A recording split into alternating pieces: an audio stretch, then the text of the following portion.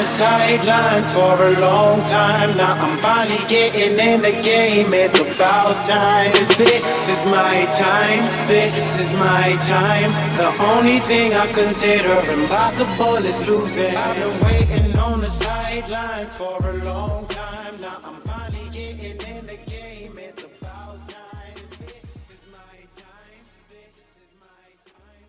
The only thing I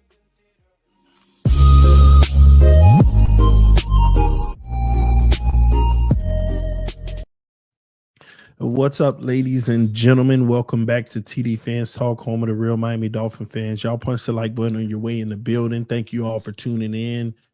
Hit that like button. Let your friends and family members know where we are. We're on our journey to 30,000 subscribers right here on YouTube. We also have Twitter going as well. Y'all follow on Twitter if you want. I just have fun on Twitter, but I pretty much put all my content here on YouTube. I've been doing a lot of it on Twitter with YouTube lately. And I'm not going to be doing that too much longer, probably just until the regular season. But again, I hope everybody had a great day. I hope the start of your week is going well. And I hope everybody, I hope you all are living a blessed life. We got a lot to talk about in tonight's show. We're going to have a real good one for you guys. We're going to pick up where we left off last week. We had talked about a lot of topics that you all wanted to talk about last week. OBJ's injury, Tyreek, more money. The market is the market. Does Tua need to run the ball to elevate the team? Ramsey's comment on Fangio, Xavier Howard. Secondary, is it better than last year? Justin Simmons, which we'll start the show with the Simmons thing since we just signed another safety as well. Those are topics that we already talked about. So check out the previous stream if you want to get my takes on those. Tonight, we're going to be talking about me and Kurt Warner's back and forth conversation on Twitter. And if I were the GM, what would I do with Tua? And again, these are the topics that you all want to talk about. So, and I'll open it up for questions and might even do a panel where I bring people on tonight. We can have a conversation. Shout out to my brother from another mother, G Firm in the house. That is my homie.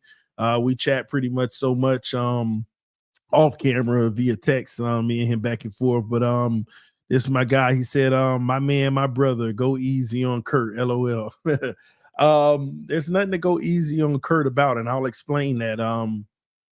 I'll explain that in a little bit, bro. I'll explain it because I really want to address some stuff with that. Mitch Mack with the donation. Thank you, brother, for the love and support in this channel with your donation.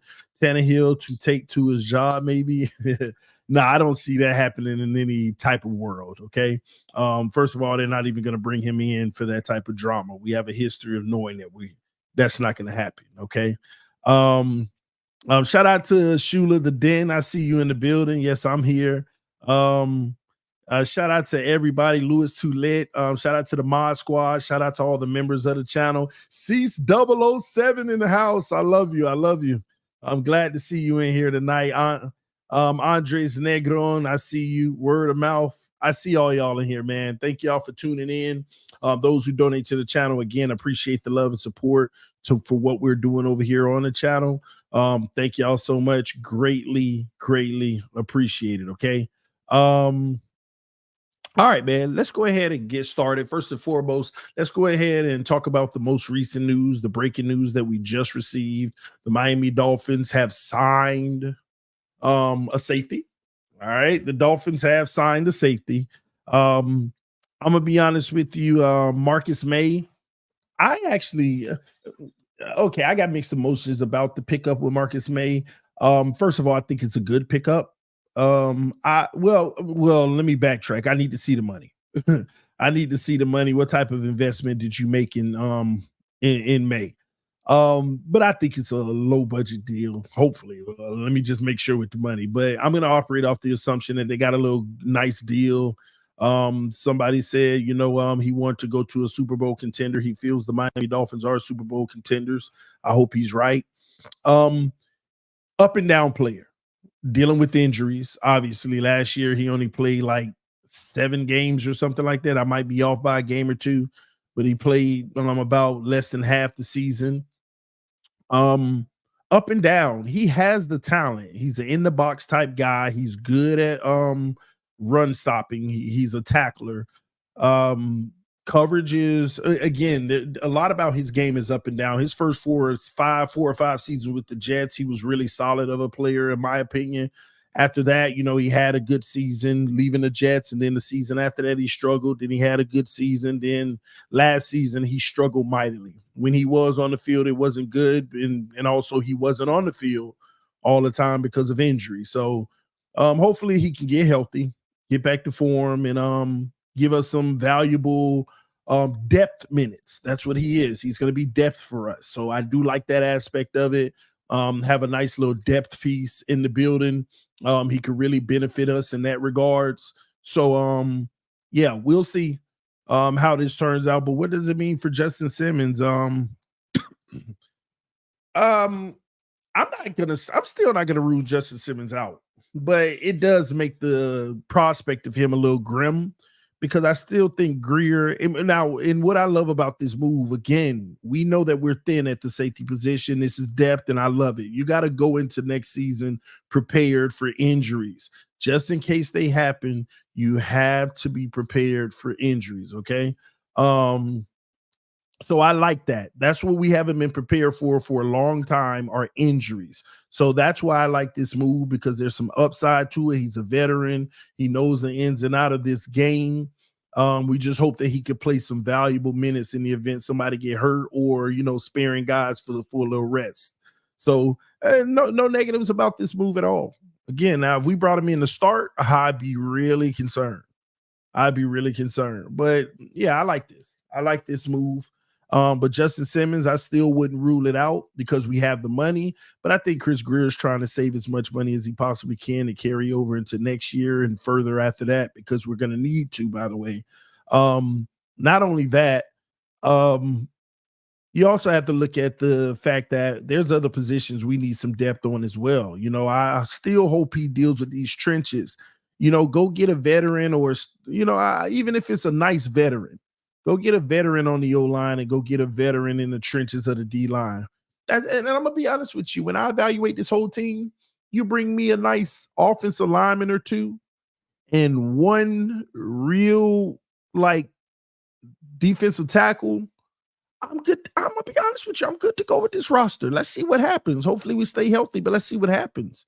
I would be happy with this roster. 2 to 3 more players in the form of offensive and defensive line, and not on the edge of the defensive line, but in the interior of the defensive line and on the interior of the offensive line. I would be just fine with that. I would feel more confident if we did that than I did last year. Shockingly, I really would. Not to say that the roster's better, but I like the depth that we have this year more. See, this is what I was trying to explain to people. We are not a better roster from a talent standpoint as last year. You can listen to whoever you want, and people tell you that all you want. That's fine. That's their opinion. We are not. But what we do have that I feel like we're building up right now is more depth to withstand certain injuries. So we're about 2 to 3 more pieces away from me feeling really good about going into this season to compete. Now, we all know what it still comes down to at the end of the season. Our quarterback and how he's going to perform when we need him most. That's what it's going to come down to. But,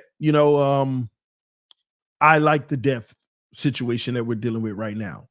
But we got work to do. We still got 2 to 3 more players that, and you know what? Even if you just do 2, one on the interior O-line, and I'm talking about a proven veteran that may be on the backside of their career, but they can play some quality snaps. They ain't got to be a great guy. They ain't even, y'all see what I'm saying?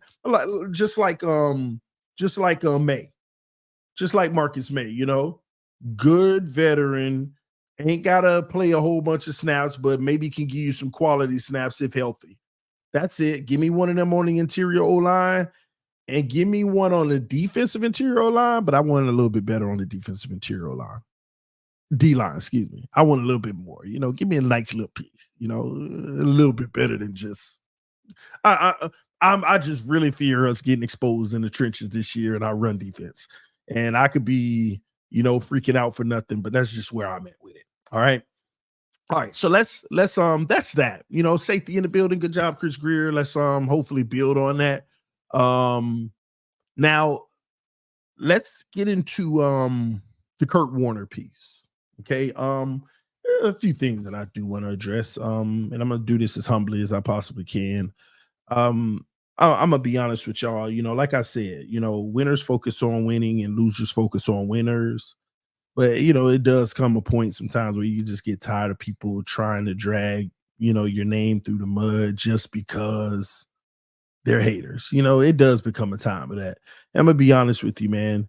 I'm kind of like sick of stupidity in a sense of like, come on, people, let's read before we react. Let's not have predetermined, opinions about everything instead of doing your research.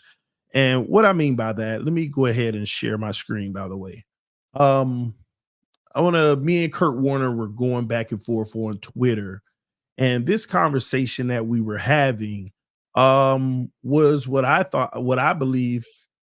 Hold on, I believe it was a really good conversation, but I want to talk to y'all about let me share my screen. I want to talk to y'all about this real quick. This is what I'm a little bit, I'm just over the petty little child stuff, okay? So Greg Cosell, first of all, let me see if y'all can hear him. Let me see if y'all can hear Greg. Let me know in the chat, yes or no, can you hear Greg? Well, I think offensively, it'll simply be an expansion of what they do because you have to play to your quarterback. And Tua is a timing rhythm thrower. We've talked about this for the last number of years. That's who he is. Can y'all hear Greg Cosell? Let me know in the chat so that okay, all the yeses. Okay, good. Somebody said turn it up. I'll turn it up a little. So this is what started the conversation with Kurt Warner. Greg Cosell, who is one of the most respected guys in the NFL when it comes down to breaking film down on quarterbacks and everybody, right? Everybody give him his props. Everybody say Greg knows best until it doesn't fit their narrative, right? So this is what Greg Cosell had to say about Miami Dolphins offense and Tua. Well, I think offensively, it'll simply be an expansion of what they do because you have to play to your quarterback. And Tua is a timing rhythm thrower. We've talked about this for the last number of years. I want to pause right here because the context of this conversation is what is the offense going to evolve to this year? And Greg is basically saying it's going to be what they've been running because you have to play to your quarterback strength. And what they've been running is what Tua can operate. They can't really operate anything outside of that because it'll be stepping outside of what Tua does well. So that's the gist of this. Is a timing rhythm thrower. We've talked of what they do because you have to play to your quarterback. And Tua is a timing rhythm thrower. Timing rhythm thrower. Now, he didn't use the word anticipation, which we're going to break down in a second. Timing rhythm thrower, right? We've talked about this for the last number of years. He's going to bring That's it in. who he is. That's what he'll be. He can't be more than that because his talent level does not allow that. But he's really, really good. He's got a quick drop. He can't be more than that because his talent level doesn't allow that. That's the piece that set people off. Really accurate in the short to intermediate area. Obviously, they've got tremendous speed at receiver. They added Beckham. Hold on, let me back up. Hear what he said. Really accurate in the short to intermediate area. Obviously, they've got tremendous speed at receiver. Really accurate at the short to intermediate level. Okay. They added Beckham. This is a team that uses motion, I think, more than any team in the league, and they use motion to get free access off the ball. It's difficult for defenses to play against them because you have to kind of shrink your defensive menu when there's so much motion because you don't want to get caught. So, I think offensively, it'll be structurally and schematically similar with some expansive additions just based on the fact that it's another year with the same coach and the same quarterback. So basically, it's going to be the same system, just, a little expansion of it because you got the same quarterback, same system, same coach. But again, at the beginning, he said you can't really step outside of that because of the lack of talent by Tua. So the red flags for people on this was the fact that he said lack of talent. And I don't think Kurt Warner agreed with it because he feels like Tua has talent, right? Which Tua does, but we'll talk about that in a second. And then he said, the strengths of what he can do and what he can't do. Okay. That's why the offense has to be the way that it is. All right. So that was Greg Cosell's take on it. Nothing crazy there, nothing wrong with it. So I want to go to Kurt Warner's response. Okay. Which sent everybody into a little frenzy somewhat on this topic. Let me go back up. Give me a second.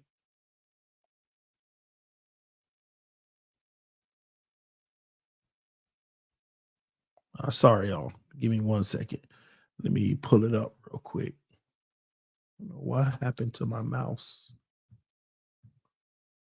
All right, here we go. Where you at? Oh my gosh, I just had it up and lost it that quick. All right, here we go. All right.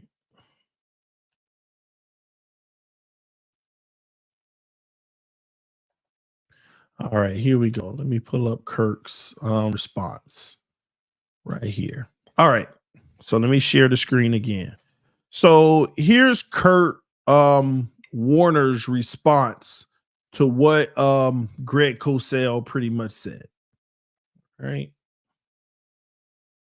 As you can see on the screen, Kurt Warner said, "You guys know I love you, but what does that mean? His talent of quick processing, anticipation, and accuracy would make 90% of NFL quarterbacks better, but we act as if he doesn't have the talent to be great."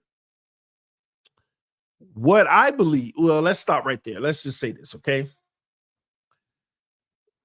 He didn't disagree with Greg Cosell, but what he's saying is we act like Tua don't have talent when his processing, anticipation, and accuracy would make 90% of the quarterbacks in the league better.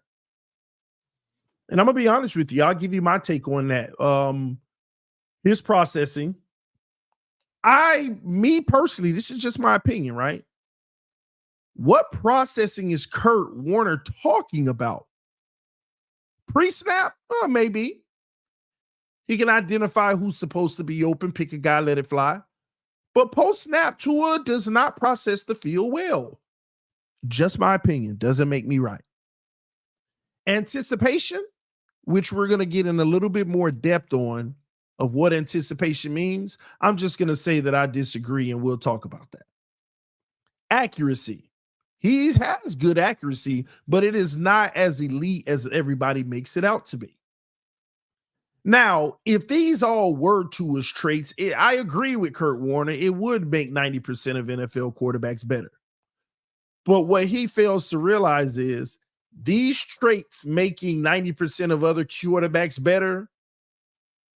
Yes, they would get like hypothetically say if certain quarterbacks, had this, like Lamar Jackson. Lamar Jackson would go from an 85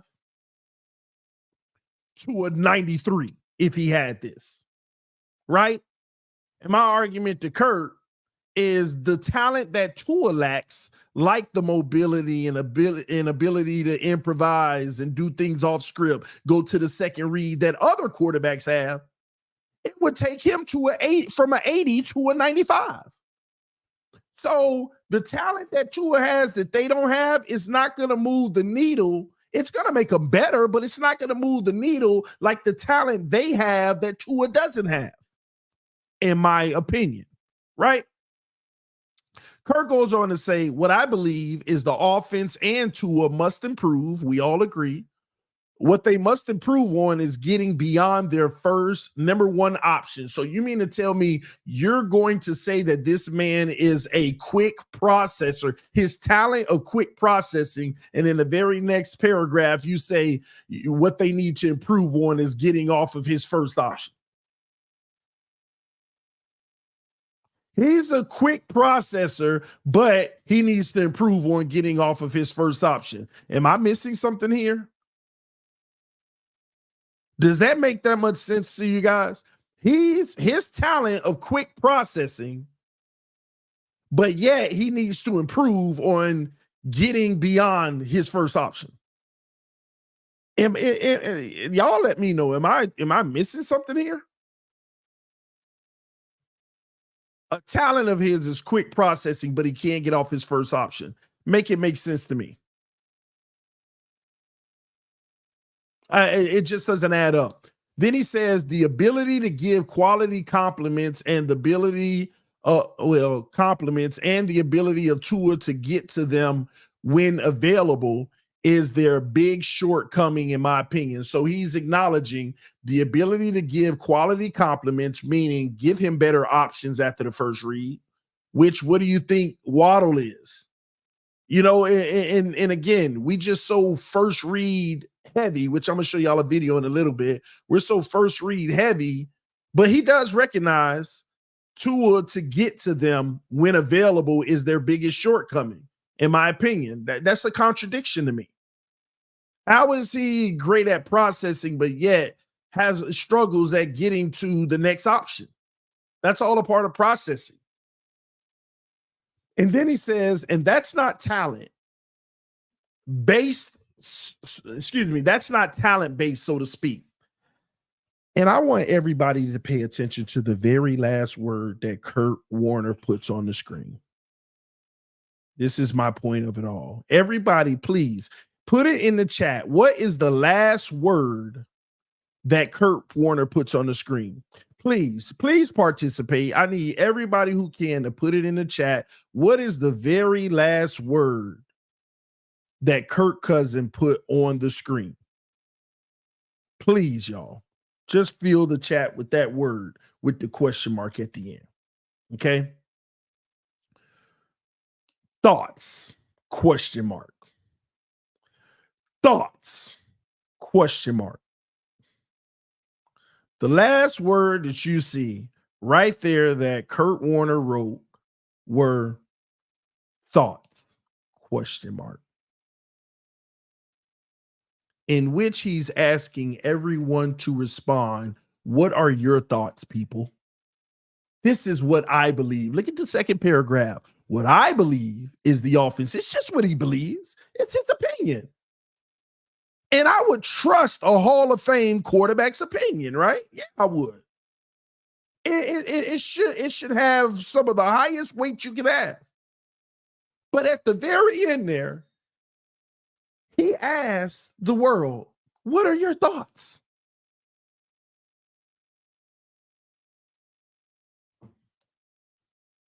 Why are so many people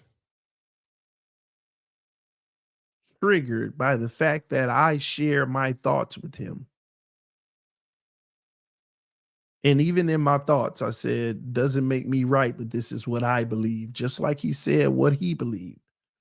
Why are so many people, why are creators out here putting my name in their mouth? Oh, this guy's arguing with the Hall of Fame quarterback. How dare he? Can you read? Can you read?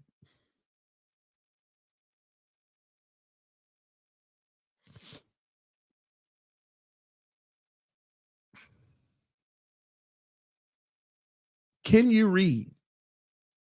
This is why this narrative that's floating around here, how dare this guy think he can argue with an NFL Hall of Fame quarterback? When this man put thoughts, there ain't no argument. There is not an argument, people.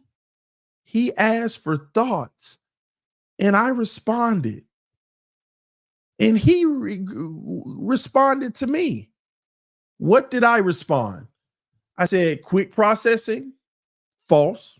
Anticipation, mistaking spot throwing and timing with anticipation. Accuracy, good, but not as near elite as many think. Greg is right. It's his lack of talent. Subpar arm strength limits this offense's true potential. Inability to process post-snap after first read limits offense. Processing and arm strength equals talent. I'd love to discuss this further. Too much to type. But I think you mistake anticipation. Let me repeat that. I think you mistake anticipation, accuracy, and processing with what's actually happening. Hit me up if you'd like to discuss this further. He responded. He responded. Explain to me difference of spot throwing and timing from anticipation. And I was so glad he responded that, because this is the question. This is the question people need to ask. They never ask this. They just say you're wrong. This is the question that people need to ask. What is the difference between spot throwing and timing from anticipation? And this is what I believe. And let me explain this to you all of what's happening with Tua.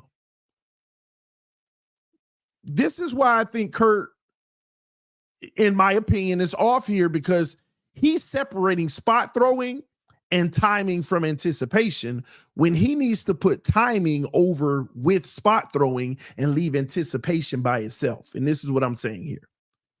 People don't understand that if I have a 3-step drop and we've worked on it a million times in practice, and I know that when I get to the bottom of my drop, I'm going to let it fly to this specific spot.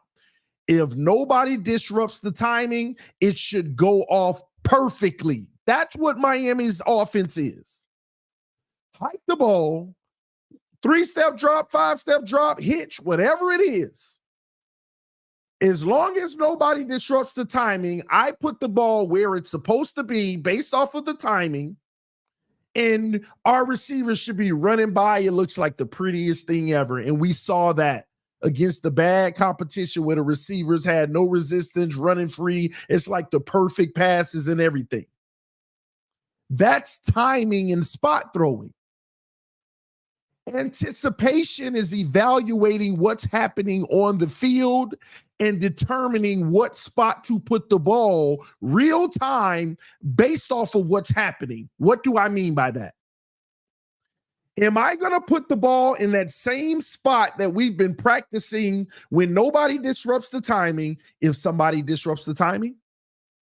If somebody pushes Tyreek Hill on the ground, am I going to put the ball in the same spot at the same time? No. I'm going to evaluate and say Tyreek got pushed to the ground, so what I need to do is actually change the spot and put it further up, further, wherever he's going to end up. I am going to evaluate that based off of what's going to happen. That is anticipation.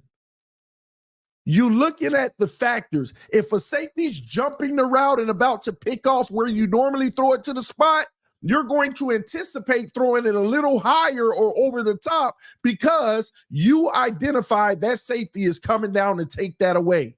Let me anticipate that and change where I would normally throw the ball. Anticipation is not predetermined. Anticipation is happening real time. People don't understand that. Anticipation happens real time. You are processing real time to determine where to put the ball based off of the trajectory of where it should connect with the receiver. And why do I think this happens with Tua? Because when you go look at his interceptions and a lot of his errant throws, a lot of times we say, why did he even throw it there? Why did he misfire it so bad? And I've showed y'all on film. Believe it or not, Tua didn't miss the spot. He didn't even misfire the spot.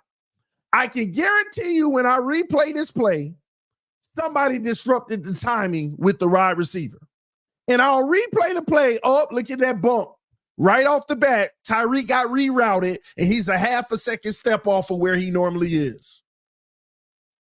And now the ball is still coming on time, and you wonder why it went right in the defender's hand. Like, why would you throw that? Because I believe, doesn't make me right, but I believe he's throwing to a spot and not actually anticipating what's happening on the field. Now, in the short throws, 0 to about 8-9 yards, he actually looks at it, and he does anticipate in those shorter passes. I see Tua looking at it, looking at the defender. Okay, bam, hitting him. I see the anticipation on some of Tua throws. It's the intermediate, those 15 to 20 to 25-yard passes over the middle that he's not anticipating. He's spot throwing, and here's further proof of why when he's doing that. Because he's looking off the safety. He's not even looking at what the receiver's doing. He's looking left to the safety. He's coming back and firing it over the middle. And we're like, oh my gosh, he was just off on that throw. No, he wasn't. He just didn't evaluate what was happening on the other side of the field because he was looking the safety off.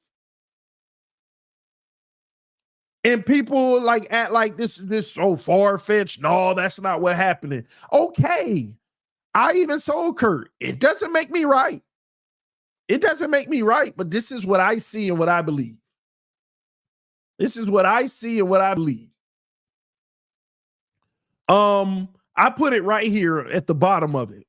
If you look, this isn't always the case, but Tua has a larger than normal sample size of this behavior in his rough moments. It's hard to identify because the offense has so many wide open, convenient moments. This is why it's night and day from good games and bad games. It's all on how other teams force him into these weaknesses. Let me see. Right here. Let me highlight this line. Because I'm having a conversation with a Hall of Fame quarterback. I'm not claiming to know it all. I said, again, I may be wrong, but this is what I'm noticing from watching 100% of all his snaps several times. Again, I may be wrong because I'm having a dialogue with a Hall of Famer and I'm giving him my take so that maybe he'll respond and say, yeah, I think you are wrong because you're not considering this. And he outlines what I'm not considering. And it makes me say, oh, I didn't consider that. Or, well, Kurt, you may not be considering it. This is what dialogue is.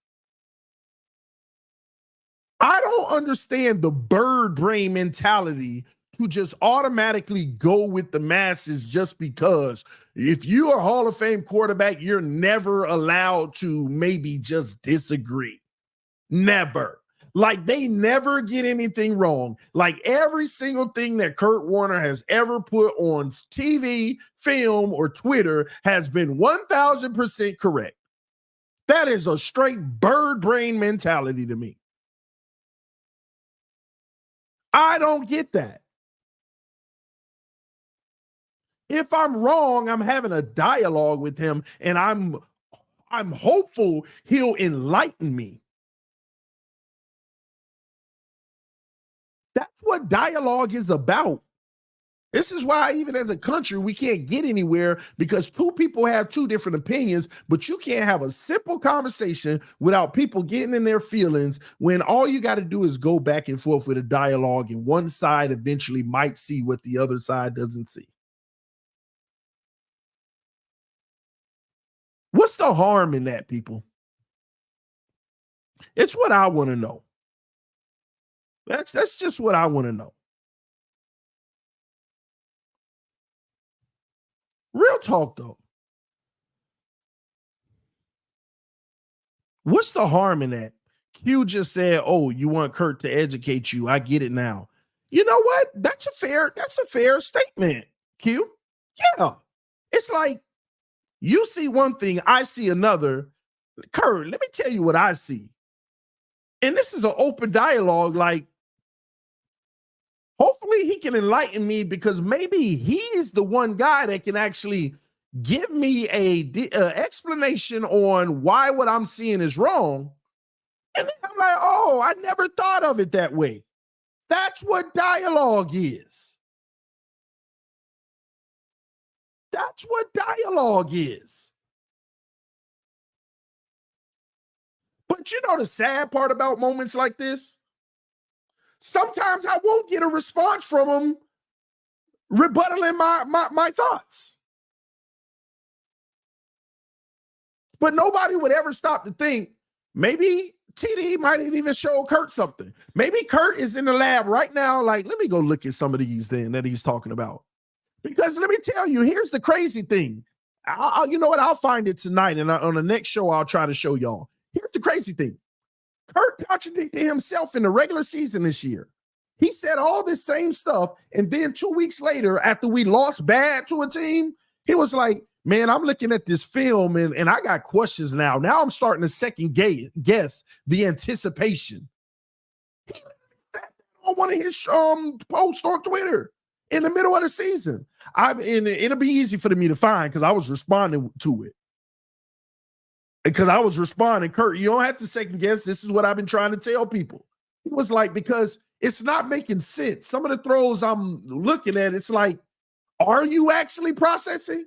Are you actually anticipating? He literally said that on one of his posts this year because he raved about the anticipation. Then he saw one of those really bad games and he was like, I'm starting to question, are you actually anticipating and processing? I don't know, but let me look into this a little more. And that was the last I heard of it.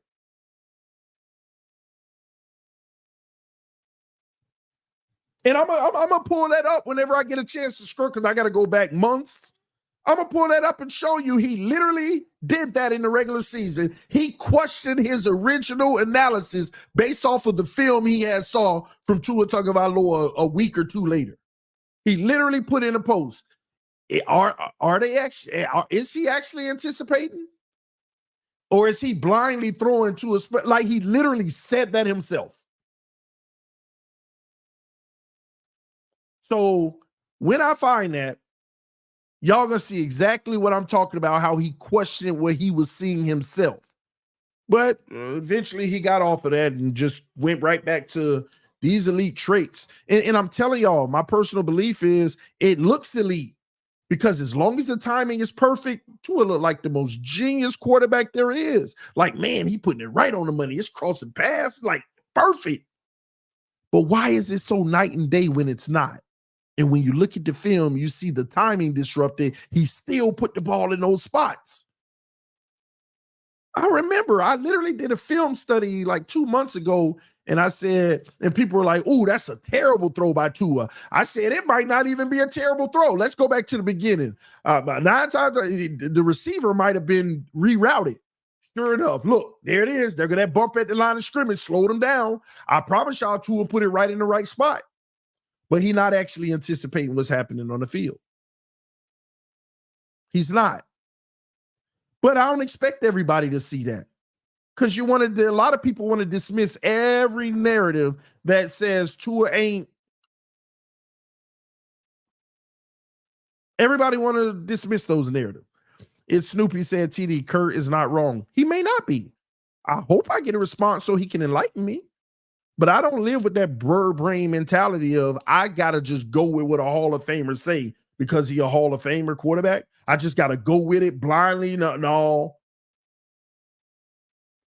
Telling y'all, if that man said Josh Rosen is elite at processing, y'all be like, why would you argue with the Hall? Stop. Let's just be honest. This has everything to do with Tua. That's all this is. The Tua narrative. If this was literally Josh Rosen and he was talking about those traits, y'all will be all up in arms. Nah, I love you, Kurt, but you off on this one. That's exactly what y'all will be saying. This ain't got nothing to do with nothing but the fact that it's Tua.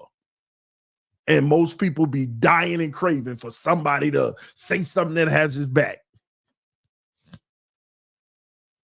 But we also going to discount what Grant Cosell said.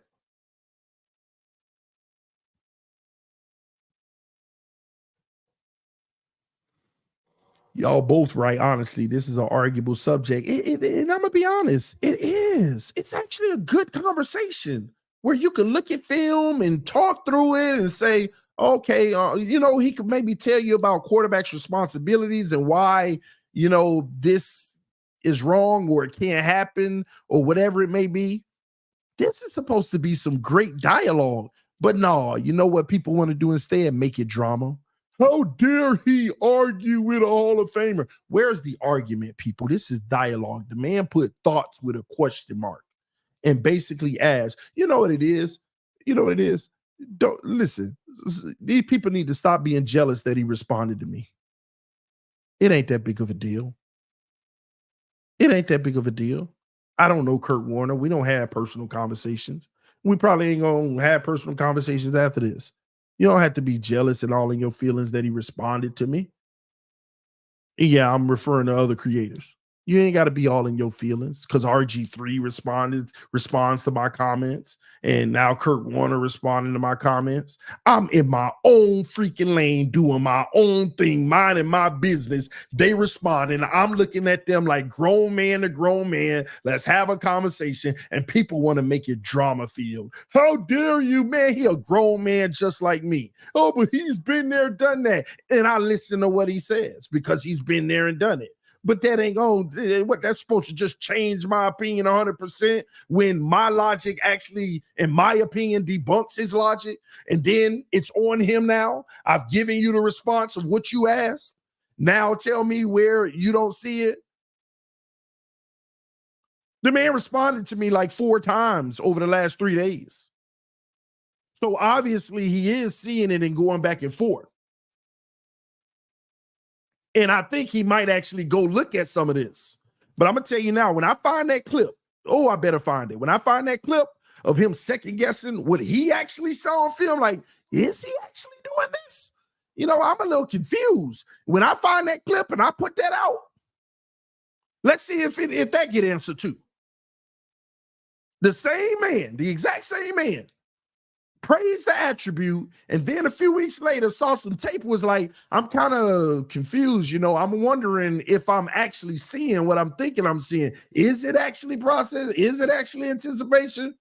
When I find that clip and I put it out, because it happened, because I responded to it, I was like, nah, you ain't wrong with what you seeing now. That's what I'm out here trying to tell people. But then everybody got hush. See, they don't want to comment on that stuff. They got hush, and it just blew to the breeze. It just went on. It just went on.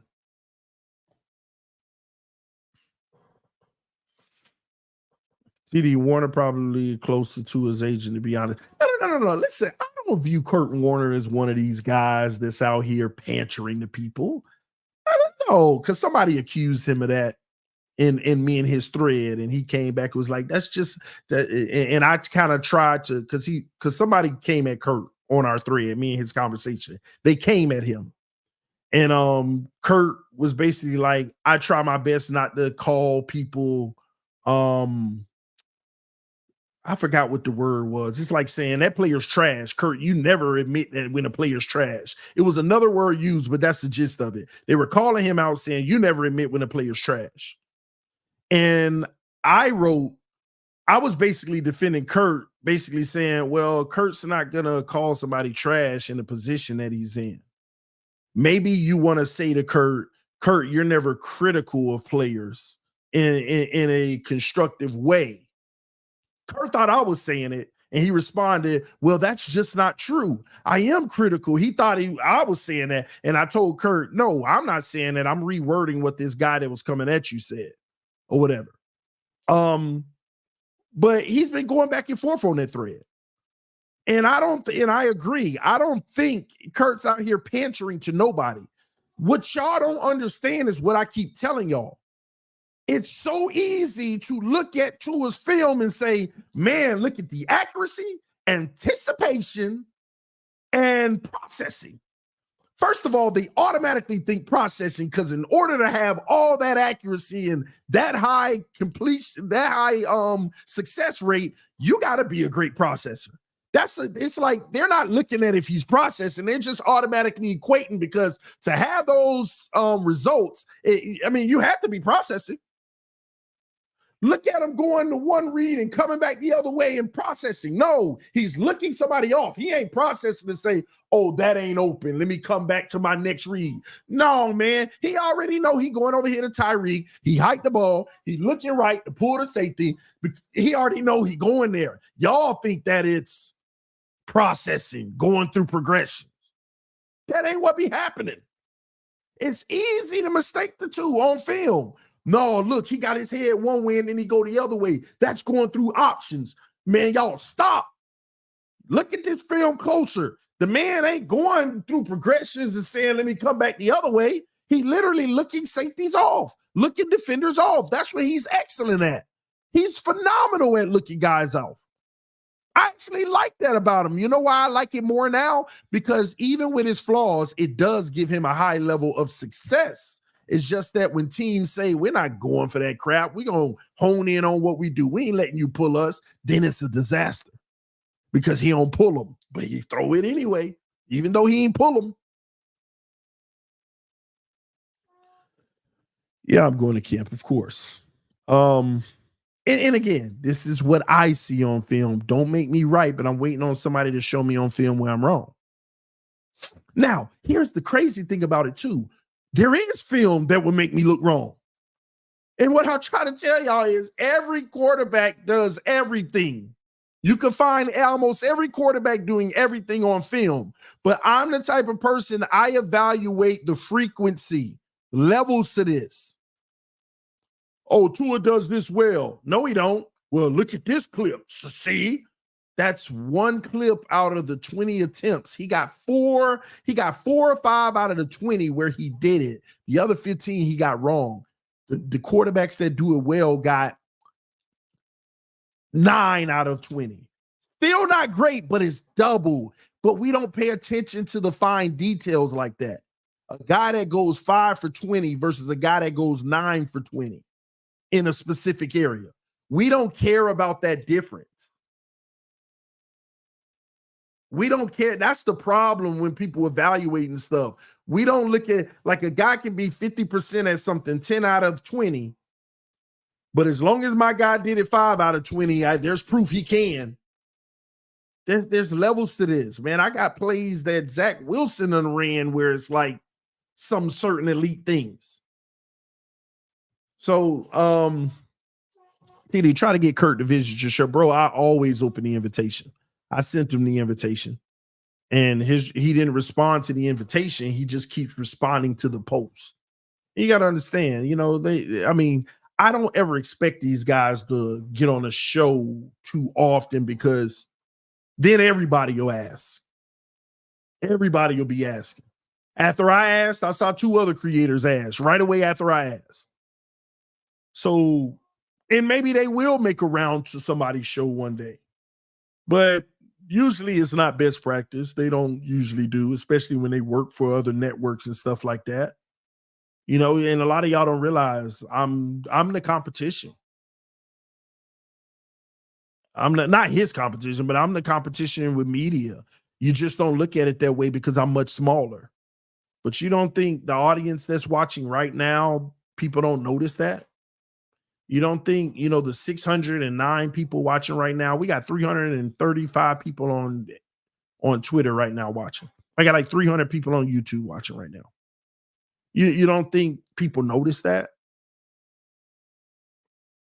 When the regular season start and it's double or triple that, when game day, we got 2,000, 2,500 people watching on game day. You don't think people notice that? They know. And I'm going to tell you now, the problem in the sports world and the community today, especially with social media, is the fact that social media influencers and stuff, they're taking over. We're taking over. The problem is everybody's trying to be the top dog. That's what gets in the way of content. Everybody's trying to be the top dog, just like our government. Every party wants to be the top party. They want to be the one that everybody loves. So what do? They pander. So I pride myself off of, I'm just going to give you my thoughts, my honest, raw, uncut thoughts. I'm not going to sit here and worry about your emotions and feelings. I'm just going to give it straight up because you know what? I'll always be able to say I've been honest about it. If you rock with it, you rock with it. If you don't, you don't. I understand this business better than any one of my peers. I'm telling y'all, I don't know a peer that I think understand the business better. I literally, I understand what social media as far as YouTubing. I know I understand this better than many of my peers. I know it for a fact. But there's certain things I'm not going to do to sell out of me. I could easily take advantage of everybody viewing my platform. We could have party like right now. It should, like, if I would have took a certain approach 2 years ago, we would have 15 to 2,000 people in here right now. Easily. All I got to do is tell y'all what you want to hear. All I got to do, because I know what a fan base wants. They want to hear the positive. I started positive. I started the positive way. There wasn't a platform out there growing faster than this channel when I first started. It didn't exist. Trust me. Nobody. I started because as a fan, I was still genuine. I was just so caught up in the fandom. But then I start doing this and I started, saying, you know what, man, we'll never win a Super Bowl accepting the same crap. It's more impactful to me to point out where we're falling short, because when you got a problem, right? Hey, man, it's been 50 years since we won a Super Bowl. It's been 25 years since we won a playoff game. Why am I keep boosting the positive when the real information is why haven't we won in so long? Why are the Dolphins the longest operating organization to not win a playoff game in all professional sports? In all professional sports, why is it that the Miami Dolphins have the longest streak for not winning a playoff game in all professional sports? Not football, all professional sports. That's when I said, that's the real thing to figure out. That's the real intellectual content. That's the content that'll get you thinking, that'll start to open your brain to the real issues within this organization and the fan base of what's holding us back. That's what I want to talk about, because if we don't know, we'll continue this ridiculousness of just thinking every year, this is it. Wrong. This is it. Wrong. Not this time. This is it. Wrong. And not only do we be wrong, way off. Way off. Yeah, my expectation, at least divisional round, way off. Yeah, man, 14 games with this roster, way off.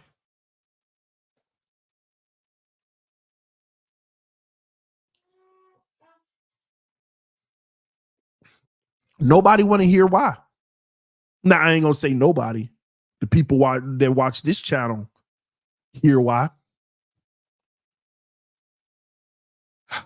Plum, the homie on Twitch. Let me see. This is my only Twitch follow. Yep.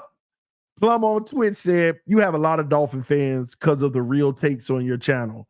I'm interested because I have 3 people I love that are Dolphin fans and want honest thoughts. There's match yours most of the time. I'm glad to hear that. People that's honest and giving real talks, yeah, it tends to be in line, because everybody can tell me I'm wrong and I'm off base and don't celebrate when we do what you say we not gonna do. Yeah, but why y'all gotta tell me that every year? You get the real talk. I try to. And the crazy thing about this channel, I tell you when I get in fandom, every Sunday or whatever day we play, when they kick that ball off, we finna score 100 points. We finna win a Super Bowl. Let's go. 2 a time. Whatever. I'm ready. I'm about my team. Now, excuse me, by the 3rd quarter, if I ain't kicking and scratching and throwing stuff. But I love my team. I support my team. But I ain't crazy. I'm going to tell the truth about this organization. And I'll be honest with you, I just don't understand how people do it. I mean, I do understand how they do it because I did it for years. But at this point, knowing what I know now, understanding the game a little better, just a little, because I'm no expert. The research and everything that I've done, salary caps, players, tendencies, all that stuff. I just can't see myself fanning out all the time, because but when they do stuff that make you fan out, that's a different story. Like, there's things we do that make me fan out. I fanned out when we got Ramsey. I loved it. That's a big time. That's what I'm talking about. You know, I fan out from stuff that the team does, but I'm sorry. No more gone are the days where I'm sitting here and just try to tell y'all why everything is the best thing that we've ever done. You know, yeah, but you should be more positive. Can the team be positive with they play? Like, come on, man. If you see it, you see it. And I'm going to tell y'all, I'm going to be honest with y'all. A lot of this really just has to do with Tua. People just mad at my honesty on Tua. That's a lot of this has to do with Tua. That's it. I'm telling y'all now. Look, I'm telling you now. If the Dolphins, if Tua nicked his wrist right now in mini camp, right, and they say Tua will be back week 2, we're bringing in Josh Rosen. Oh, here we go again, right? And McDaniel goes up on that podium.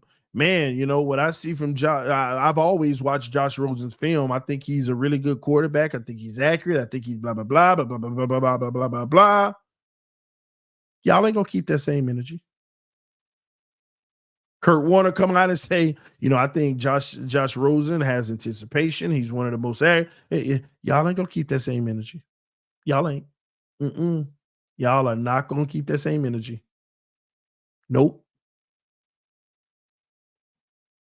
Oh, I've looked at Josh Rosen's film and I noticed I took 600 plays and, you know, I realized we're going to do those plays because, I think he's a really good quarterback that we can make a franchise, whatever Josh, as long as Tua's on the roster with that little knick-knack injury ready to come back, people are going to do all they can to make Josh Rosen look like a dumpster fire. Nah, he is a dumpster fire, but you ain't going to keep that same energy.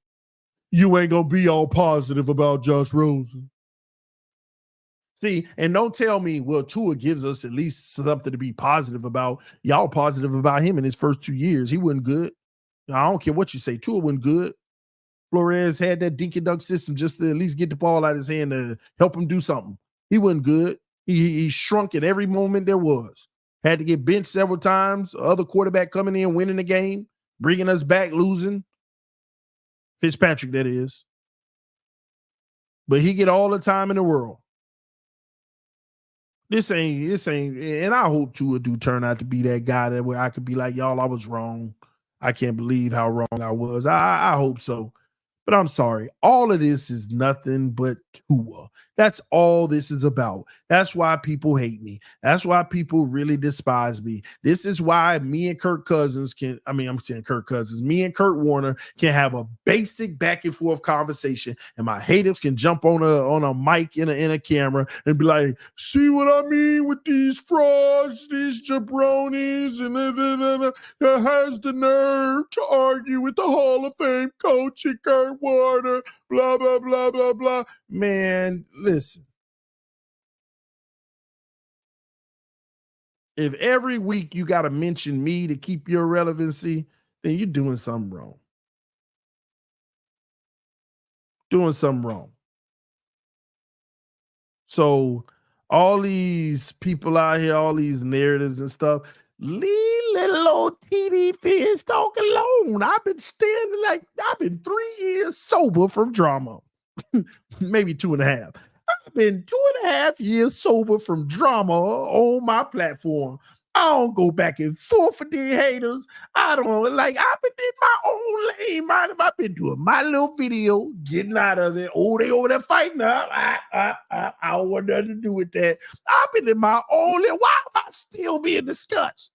Why y'all still talking about me? I don't talk about y'all. Like, I'm the one talking to sponsors saying, hey, go check him out. So when you read ad reads this year getting paid, you're welcome. I'm the one. Leave me alone. That's what you're better than me. you're smarter than me. You got the best in me. I don't. What you want to hear? Like, leave me alone. I couldn't even stand up to your football prowess. All y'all out there, I'm not even worthy. Leave little old me alone. Leave little old me alone. Man. Y'all been dropping some super chats, man. Let me read those. TD, you know more than Kurt Warner. I would hope not. I would hope not. I really would. Let me read some of these super chats. How long you got today? And Tua is trash. Hate him. How long you got today? I'm vibing right now. I'm hanging out on the stream. I ain't in no rush. You ain't gotta hate Tua, bro. You ain't gotta make this about hate. You may not like him as a player because I don't think you hate him as a person. I think he's a great person. I don't know who doesn't, but Scant Dollar said Greg Cosell, keep it a buck, 100. Yeah. 2023 Tua Nears. Look how big Tua is. He put in that work. 2024 Tua Nears. Look how much weight Tua lost. He's putting in that work. Interesting. McDaniel's system and skill players challenge defensive coordinators, not Tua's abilities. This is true. This is a fact. And that's what Cosell was saying. The answer to his question is the play that lost them the game against the Bills in the last game of the season, where their backup safety intercepted it. Yep, we went through that several times. I like to use the one with Tyreek over the middle where he reached out and got his finger on it. Tua was accurate on it, but Tyreek didn't get to the spot because he was disrupted at the line. And that's what I mean by anticipation. If you are anticipating, you see where your player is in his route and you can put it where he's going to end up, not where he's supposed to be. See, that's the difference. And y'all don't realize that. You don't put the ball where they're supposed to be. You put the ball where you can see that they're going to end up. That is anticipation. You're like literally, it's like a mental calculation based off of how fast, y'all know what I'm talking about. Street football. Hey, you going to go route. Hike, he running. Okay, he going fast. Let me put it out even more. You're basing it off of what you're seeing on the field, where the ball should end up, based off of what's happening. That's anticipation. Putting it in a spot with the right timing is just spot throwing to a spot at the right time with the way it's practiced. Anticipation requires calculation. I don't get why that's so hard for people to understand that. Big Dog TD, what up, Southside Brooklyn? Salute to you. You've been a member for 22 months, man. You've been rocking with your boy. Real talk. Salute to you, bro. Love you. Jason M said all you need to do is replay the last throw he had. Oh, I already got that. My bad. You put something else. Last year, that lost them the division. It made no sense unless he threw that as a spot throw without reading the defense. And that's another thing. He'll throw the ball without reading the defense. It's just, hey, this is where he's supposed to end up. But what y'all don't realize is spot throwing will have a higher success rate than typically, than actual processing. That's the crazy part. Because there's so much room for error in processing that could take more time. Just letting it fly to the spot, things are like, we played a lot of scrubs. 70% of the time, nobody's disrupting the timing. So you put it in the right spot, everything's beautiful. Nobody disrupts the timing in this offense. Tua put it in the right spot. It's artwork. It's literally artwork. It's beautiful, man. Tua cooking, the receivers cooking, the system cooking.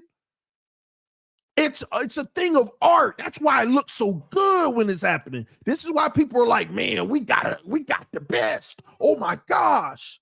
But they don't realize 70% of the teams in the defenses we play are not disrupting the timing. They're just letting it happen, like running free through zones. This is why everybody's so close to getting their hands on the ball. Oh, I just missed it. Oh, I just missed it. Because you're playing those zones, letting it happen. No disruption with the receivers. Now go look at all the games we lost. Go look at how Buffalo and Kansas City putting their hands on receivers. They jumping up on routes. They crowding those routes. Knowing the ball coming anyway. Like this is exactly why we look night and day. Like I could see if we had a lot of mid-road looking, but our season is night and day. The 11 wins we got was day, and the losses we got, all of them were night. It was just like, oh my gosh, like why is none of our stuff working? It works so easy on other teams, and you mean to tell me against these teams like none of it's working? Something ain't right here. Like, where's the middle ground where a little works, but it's a struggle? No, none of it working. That's why. Because they totally play it different. They disrupt the timing. That's the key to Miami's offense. Disrupt the timing, because without the timing, Tua has to be an all-script quarterback. He has to make plays without timing if you disrupt the timing. That ain't what he does. It's just not. TD, what's good? Just want to drop by and show some love. Salute to you, Richie. Love you, man. Slipping Jimmy, Tua made us positive. We wouldn't beat the Chiefs. Resend Slipping. Maybe I'm tripping. I'm not processing that properly. Tua made us positive. We wouldn't beat the Chiefs. I'm tripping. Maybe it's something so simple, and I'm like, how am I reading that long? All press is good press, TD. Elections are won that way. I agree. Ricardo, know what time it is. Salute to you, brother. Havoc said, I wouldn't trade Levis for Tua ever. TD, I sincerely would be more worried about Tannehill than Tua against my Bills. Take Tannehill, then draft someone next year, not trolling thoughts. Ain't happening. Tua getting paid within a week. He might get paid next week, maybe at the end of this week. It's coming. Omnaron said, we know they never will, and it kills me. Tua's trade value is at its peak. Would you agree? If I were Greer, I would tell Tua to seek a trade. Whether it's a bluff or not. I'm not there yet. I think Tua has done enough to deserve the right to show us this year that he can actually process the field and anticipate and throw outside the numbers. I truly believe he's earned that right to try this year. That's why I'm just a proponent of, you don't have to give him the contract yet. Let's give him this opportunity this year to surprise us all, shock us all. And who knows? He might, I mean, I've never ruled that out. I'm very hopeful of it. And real quick, this is what I want to do real quick. Y'all give me a second. So I want to bring this up. So they put this on Twitter. And y'all know I already did the film study of this game, right? I already did the film study, right? But when they put all the bad plays together, it make you realize how bad he is in the big moments, man. I got you, CB. Give me about 20, bro. I got you. Give me about 20 on it.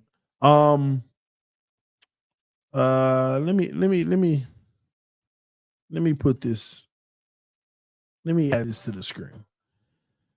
They dropped this on Twitter because everybody keep debating Herbert and Tua. But somebody dropped this and said, in the big moments, this is the Kansas City playoff game. And everybody's already talking about, I mean, how can you fault him? It was like -15. Man, if y'all don't stop saying that crap, man, like y'all need to stop that mess. But I ain't gonna lie, when they did the mesh up of all the bad plays of his, bro, this is bad. Like, I watched the game, like separating it all, but when you put them all together, oh, this is bad. This is like, oh man, it's just like bad. And remember his weaknesses. You disrupt the timing, and he can't throw outside the numbers. And pressure, and remember, disrupting the timing can be pressure, moving him off of his mechanics, or the receivers being rerouted or adjusted. Ben Saint with CB83 said, TD, don't do this. Just saying, man. I'm just saying, no, we got to do this. We got to do this. Because when I saw this, I said, no, I'm playing this crap because I'm sick of it. Some of y'all just need to be quiet and hope people become good. Hope people become great. But this right here, come on, man. First play. 5 on the defensive line. They check. Oh, look at the look. Look at the look. Too low safety. You know how they say too high safety? Too low safety. Like both safeties, literally 10, 11 yards off the line of scrimmage. A lot of them, and a lot of times they be like 15. And look at it. At the top of the screen, it looked like man press. At the bottom of the screen, you got outside leverage. So they obviously in a zone coverage here. And this is what we love, but look what we do here. It's that 5-man front too, trying to put pressure. Oh my God, look at this. What was that? First play. It's cold. It's cold. Come on, bro. Let me ask y'all this. This is what angers me about this game. Look at the lead block. Bro, this could be a touchdown. I want you to look at the tight end blocking. Look at this. On the island. Like literally, that might have been a touchdown, y'all. Am I tripping?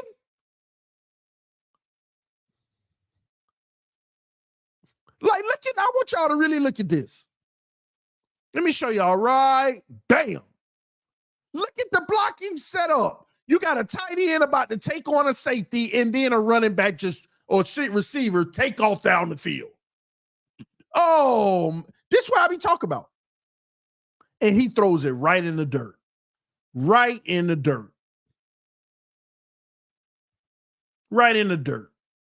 And don't tell me, well, he ain't got no time to throw the ball. The play is designed to get rid of it quick. And they want to let the defenders through the line so that they can suck in so that the outside receiver actually can run the ball.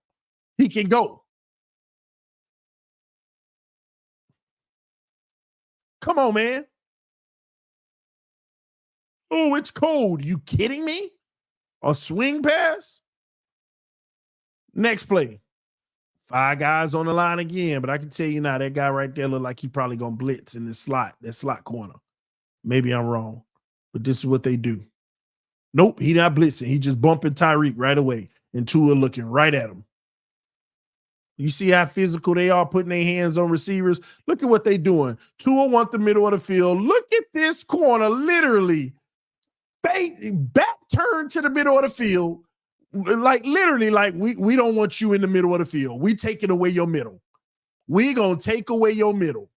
Look, back turned to the middle. Same thing out here. They got inside. They're leaving the outside wide open. And I want y'all to remember that theme for out routes and posts.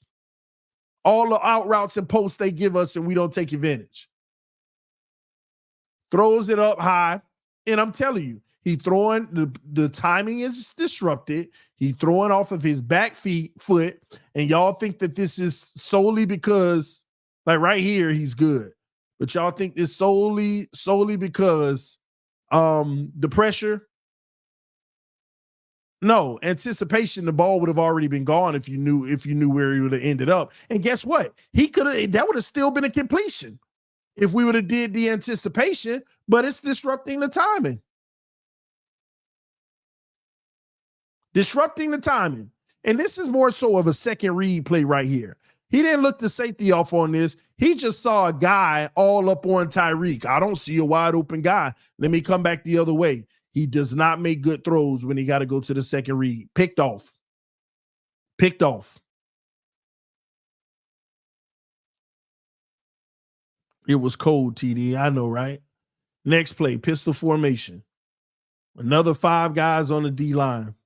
So you challenge the O-line the whole time, and you're thinner in the secondary. Trips to the right with the tight end at the bottom. Running it in the flat once again. High and out instead of in the receiver's chest. High and out instead of in the receiver's chest.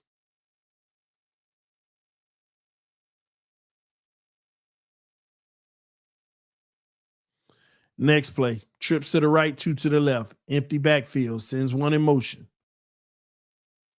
4 being rushed this time. Look at the middle of the field. Look at the Chiefs defense. All right, back to pass. Steps up. Now we want to everybody want to talk about anticipation. Oh, great anticipation. Great anticipation. Usually the ball is out. Right here, he technically screws the play up by fumbling the snap. I'm going to tell y'all that now. Tua fumbled the snap.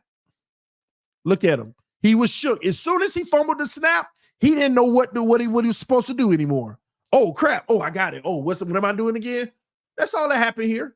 Simple little work. Watch him fumble the snap. Right in his hand, in his chest. Bang. Oh, crap. What am I supposed to? If he didn't fumble the snap, he would have fired that ball right there to the tight end sitting there. Bam. Sacked.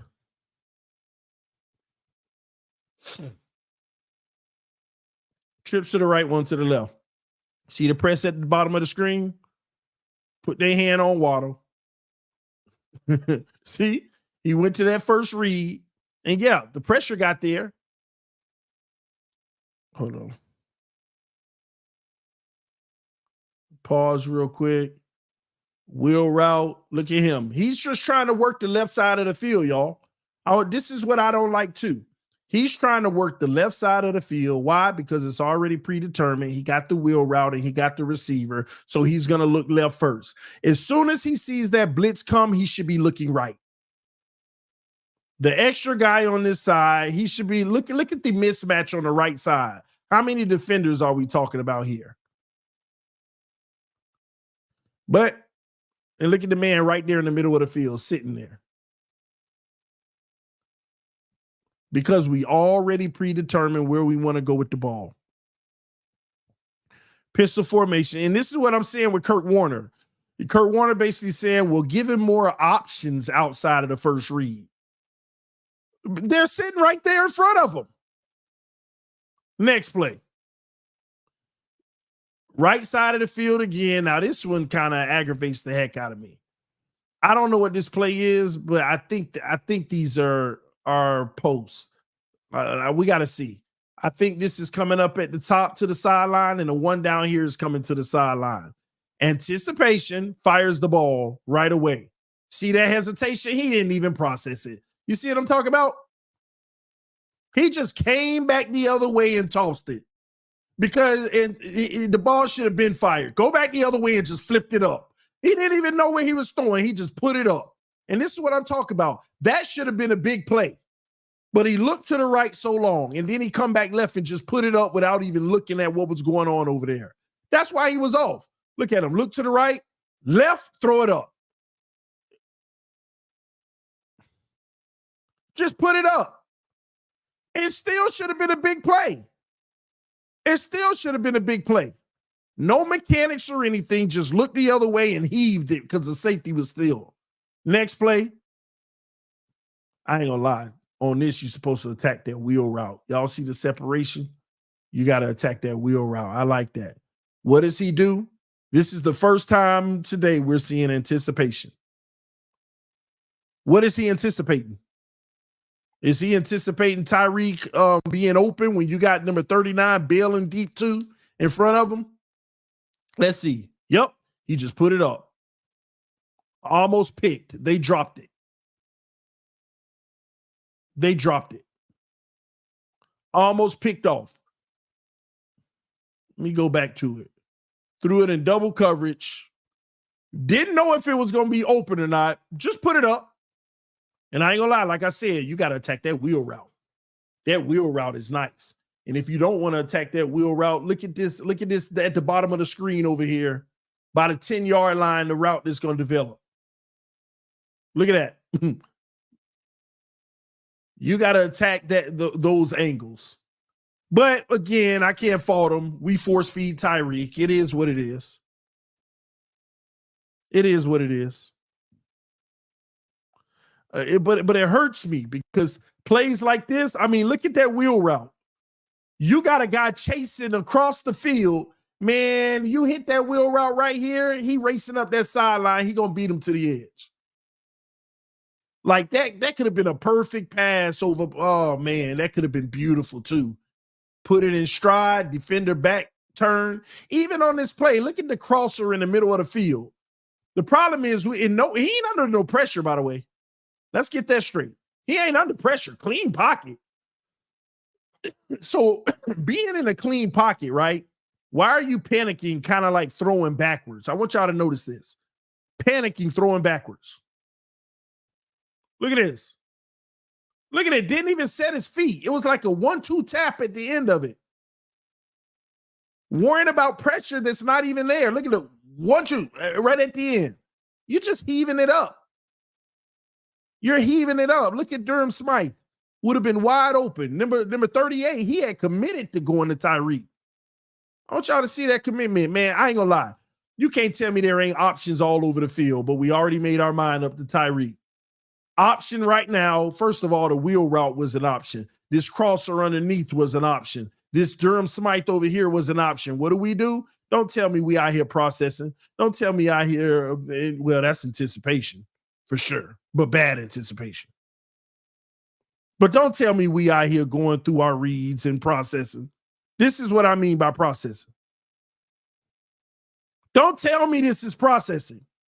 And not when you got so many options that are better. We just saw 3 options that were better than the Tyreek option. Don't tell me he processing.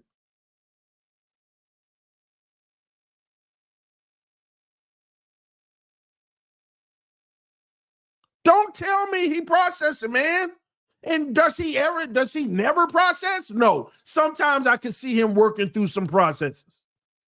But too many times in these big moments, he panics, so all that processing goes out the window. Next play. 5 on the line, fake the handoff. Oh, this one here, man. Oh, my gosh. Oh, see, this one goes to the notion of throwing outside the numbers. And let me tell you something. The reason why he don't throw a lot of those open guys is because it's outside the numbers. Now, here's a play he was forced to throw outside the numbers because he wanted to go in the flat. He saw it wasn't there, but he knew the option was the next guy. But it's outside the numbers. Look at this. Flat. He wants the flat, but he's seeing. A good job to him. Finally, good job noticing that corner is about to drop and light up the running back. So, bam, you got a big play right there on the sideline for the first down. What do? You hesitated. You pump fake. I want y'all to look at that little hezzy pump fake he made. That little hezzy pump fake right here. Bam. Then look how high he threw it. That's a first down guaranteed.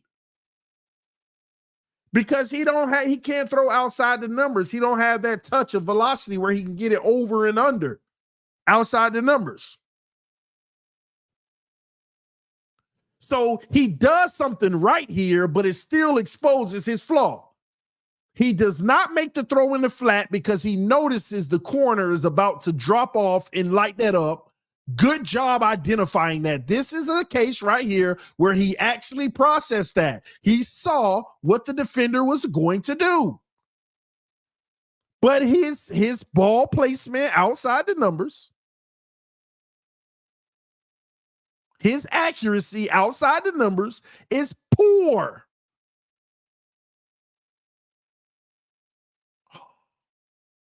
And look at all the juice he put on that. He really wanted that ball to get there. This is how you know a quarterback is uncomfortable with their arm strength. He puts juice on that. Look at his windup. He put a lot of juice on it. He wanted to bullet that ball there, but he's just not good at it, so it sailed on him. This is lack of arm strength. He put some juice on it. It still took a while to get there, but you could tell with the windup. Next play. Trips to the right. Interesting. They still load in the middle of the field. So what do? Mike McDaniel dialing out the out routes. I want y'all to notice this. Mike McDaniel, good line of scrimmage right now. The Chiefs been taking away the inside of the field, so he dialing up the post and the out routes. So we talk about anticipation, right? Anticipation. Ball should have been gone to the 45-yard line out of bounds with Tyreek's speed. What does Tua do? He's scared at that corner, sitting at the top. They've been playing the same defense all day. You know that corner is going to drop. They're just showing you bail to force you to throw underneath, and this is what the corner do. Bang! That's what the corner does. If you would have anticipated that throw and you would have made a perfect throw, that would have been one of the most beautiful throws on the outside, on the post, literally to Tyreek around the 48-yard line, right where Tyreek is. But he's scared that guy's going to keep dropping and keep dropping and keep dropping. And this is where quarterback skill come into play. You could even pump fake that to Waddle and take it right over the top. And furthermore, if you don't feel comfortable with any of them, you got your running back sitting right there in front. Let me tell y'all remember when Burrow got sacked like 11 times in that playoff game and they end up winning it? Burrow got sacked all those times because he was doing what Tua's doing right now. When Burrow came out in that second half, Burrow hit this guy every play. You see the running back right there out of the backfield coming underneath? Burrow would hit that guy. He would run up, get his 6 yards. He would run up and get his 6 yards. That's why the Bengals were struggling in that game when he got sacked, because Burrow is actually to blame for a lot of them sacks. He was doing exactly what Tua was doing on this play. But in the second half, the difference maker, Burrow came out and he just kept on hitting the running back out of the backfield. Y'all see this guy at the 30-yard line? I think that might be Mostert, number 31. Burrow kept on hitting him. He ran up, got his 6 yards. Next play, they bailed to do the same thing, and Burrow kept hitting him. Burrow kept hitting him. And then it opened up the secondary because Burrow started to process it. He went on that sideline and saw what they were doing. Let me take the more guaranteed. Let me take my checkdowns. But Tua already know where he want to go with the ball. We already know he going to work that side of the field. He going to go under or over, whatever one he feel more comfortable with. It's that simple. It's that simple. So that's two throws. That's two making these throws that can get guys killed too. All right, so these are the interesting ones too. Like, okay, let's play it first. Look at that. Look at the corner bailing. Y'all see number 22 bailing at the immediate. Look what they doing. No, we ain't giving you the middle of the field. Tua hikes the ball. What's his first read? That quick slant right here. What does Kansas City do? They turn their back to the quarterback. I'm not looking at his eyes. I'm just going to guard this middle. I ain't finna look at Tua's eyes no more. See, this is what Baltimore, Kansas City, and Buffalo knows. I'm not following this man's eyes no more. He tried to manipulate. I'm going to turn my back to him, and I'm going to pick up whoever coming across this middle. Tua's first read right there is whoever this is right here. Whoever that is. That's his first read. He looking at it. That's where he want to go. And that guy looking right away because this is the classic McDaniel play. I want y'all to look at this play pre-snap. This is classic McDaniel. Guy in motion, guy bailing, bang. Look right away. All year, Tua had that throw right away. He comes back the other way. And honestly, on this play, just terrible ball placement. His first read went there, so he went outside. You know why? Because the problem is he's not going to reverse course. He's not going to go the other side of the field. You know how many times I've seen Tua make this throw in the seam on the other side of the field? Look at it. Look at the receiver. Look at the receiver put his hands up to throw me the ball. Y'all see the receiver at the top of the screen at the 45? Tua has made that seam throw 1,000,000 times in triple, quadruple coverage. It's butter for him. That throw right there. But it don't matter. He already determined which side of the field he want to throw the ball to. So that don't matter. They taking away the middle, and they're fighting the wheel route. We get the seams all day in this situation. That's why this receiver got his hand up like, man, hit me. But Tua looked right. It wasn't there. So he said, hey, that ain't there. Let me just come back the other way. And just a terrible throw. Why? Because it was the second read. The first one wasn't there. He got a clean pocket, but it's the second read. Look at the ball placement. Look, behind the receiver. Now, let me tell you what frustrates me with plays like this. This is what frustrates me with plays like this. This happened all season, but guess what? All season, that Chiefs defender will be a Bronco defender, and he'll be back here. He'll be 5 yards off. He'll be up in here. He'll be down here.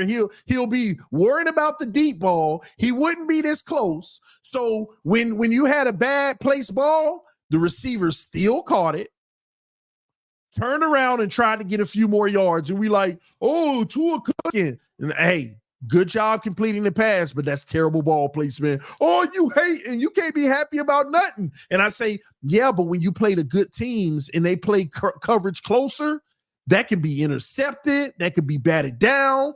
Ball placement has to be in stride. I know y'all don't care about ball placement as long as it's complete, but it's going to rear its ugly head when you play better competition. And this is what happens with Tua. In better competition, his ball placement is poor. And then we want to take notice. That's just terrible. That's just terrible. But if we were playing scrubs that gave a little bit more cushion, he would have reached back, caught the ball, and you ought to be like, hey, we cooking. The man batted the ball out of his hand. Next play. I mean, this is a lot of plays, a lot of bad by Tua in one game. Pause. Y'all remember what I told you? You see this seam again? He's made this throw 1,000,000 times, hit him right on the money on this seam. You see down here at the bottom of the screen, that post? If that's Tyreek, you got him on speed coming down here on the post. But nothing down here is mattering right now because he's already shifted to the left side of the field. So I would look for Tua right here to anticipate, since we talk about all the anticipation. I would be looking for him to attack this seam because that's the best route here. The sit down is a bang bang. He's already headed down to this guy. What does Tua do? Tua throws it on the sit down on the bang bang, and they bat it out, can't hold on to it. This is what I'm talking about. And we keep on talking about elite anticipation. Do you not see this man right here? Elite anticipation, and this is a 20-plus yard game. Catch the ball, make some moves, and that's 25 yards. Now, here's the crazy thing. Sometimes he will just throw the ball there, and it'll be a big game. But I'm telling you, he's not anticipating. He's just picking a guy and letting it fly. If he would have picked this guy, there would have been a big game as long as it would have been the first read and he would have, made an accurate throw. But this man ain't anticipating like you think, and he's not processing the field. Let's just call it what it is, ladies and gentlemen. Right here, before he even cocks back to throw, he ain't even cocked back to throw. Anticipation right here, you know where the ball going on anticipation. You got a corner right here, flat-footed for this guy, and this guy in full stride. We know where anticipation is. The real anticipation need to be down here, but he not looking that way because, again, we cut half of the field off. So miss me with that. Miss me. Come on. We done seen him make this throw 1,000,000 times and get them 25 yards. And everybody like, woo, we cooking. We cooking. Oh, my gosh. Tua with a dart over the middle. Timing. Great play. Yeah. If he guessed which one he want to go to before the play, right?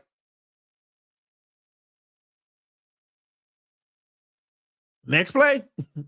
It's a lot of plays in this game where you see this mess. Pause. All-out blitz coming right in his way. Now, you got several options here, to be honest with you. One is in the flat. You got this guy up the seam. That's the winner right there. He's already beaten the guy. You put it up in the seam. This drop down right here, he got his back turned. If he sit down, let's see what he does. Oh, he had him. His first read was the right read. And just terrible placement. Why? Timing disrupted. What timing was disrupted? Pressure, blitz. There ain't nothing the O-line could have did here, ladies and gentlemen. There's nothing the O-line could have did here. He got to stand in there and hit his hot right away. He got to be able to do this, but they know Tua can't. Y'all think this is an O-line protection thing? Both of these guys dropped out on the weak side for coverage. Wherever the blitz is coming, which two linebackers came on the blitz in the same gap, the O-line actually on its assignment, you can't read that. You got a D lineman dropping out in coverage over here. You could pick one of those guys up, which they don't do, but you got to be able to hit that right away. Flip that up to this guy, drop down in the flat, or hit this guy turning around. He just sails it on a bad pass. Why? This ain't Tua's fault. This is his limitation. Ain't nothing he could do with big guys coming his way. He can't put an accurate pass on this. That's a limitation. He's not big enough. He had to throw off his back leg and he had to just fire it. Blindly just fire it, hoping that the guy met it. There ain't nothing he could have did, y'all. If he would have had a clear path to throw, he would have been able to put it in the right spot potentially. But there ain't nothing he could do because he's not a bigger guy that can get over those guys. So he just flung it. He just hurried up and flung the ball. Bad placement. That's talent right there. You can't even coach him to do nothing better on that. I mean, you could say, hey, hit your check down real quick, but it wasn't a bad option. He was going to the right guy. I told y'all that guy going up the seam, that's the big play. That's the one that can be made. But there ain't nothing you can coach on this. He ain't got the physical attributes to overcome this. So, limitations. Straight limitations.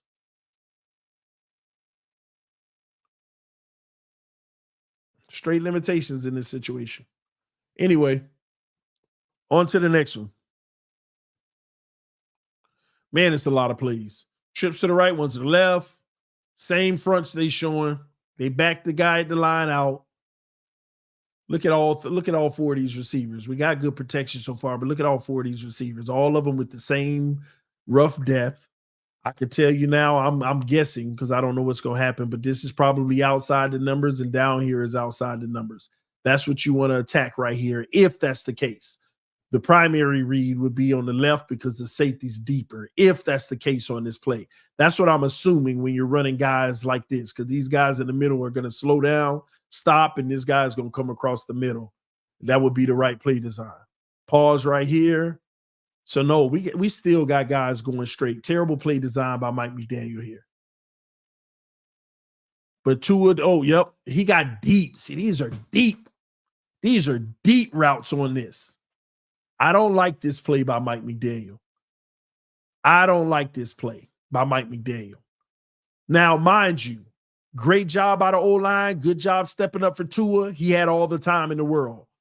But, man, why do you need to play to take this amount of time to develop? See Tua's pocket, good step up.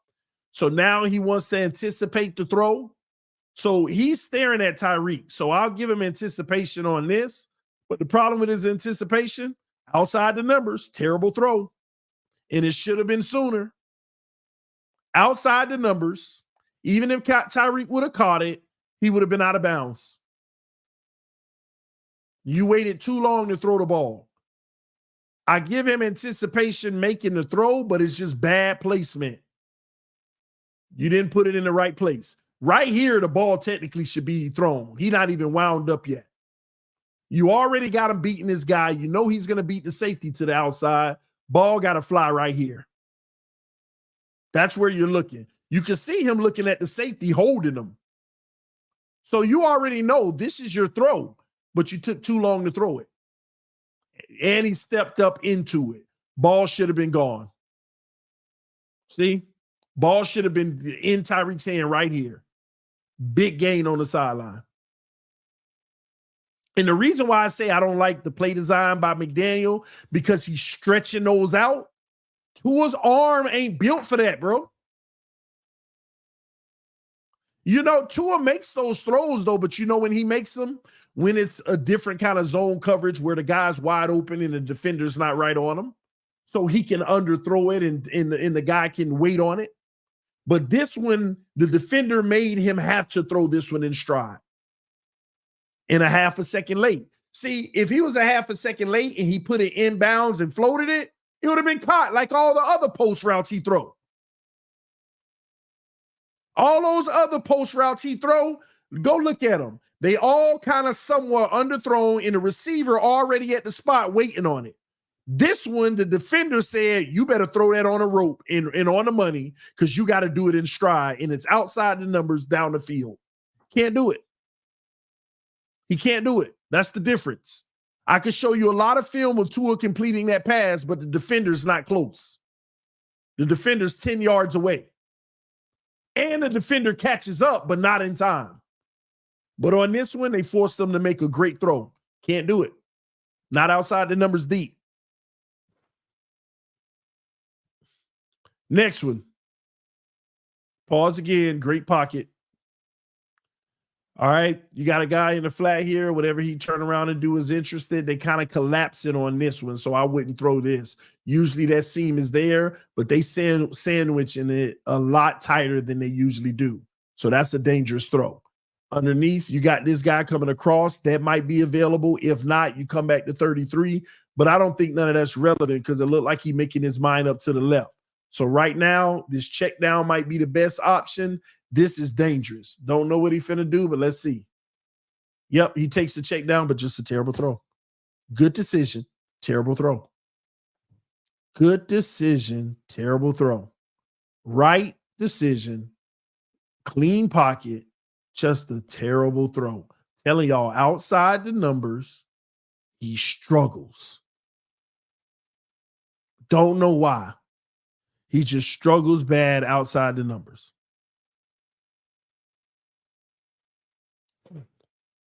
No clue why.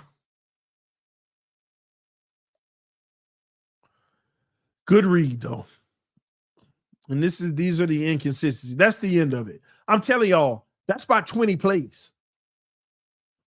Like, we just, like, literally, that's like 20 plays in one game where you could look at this man and say, you screwed up.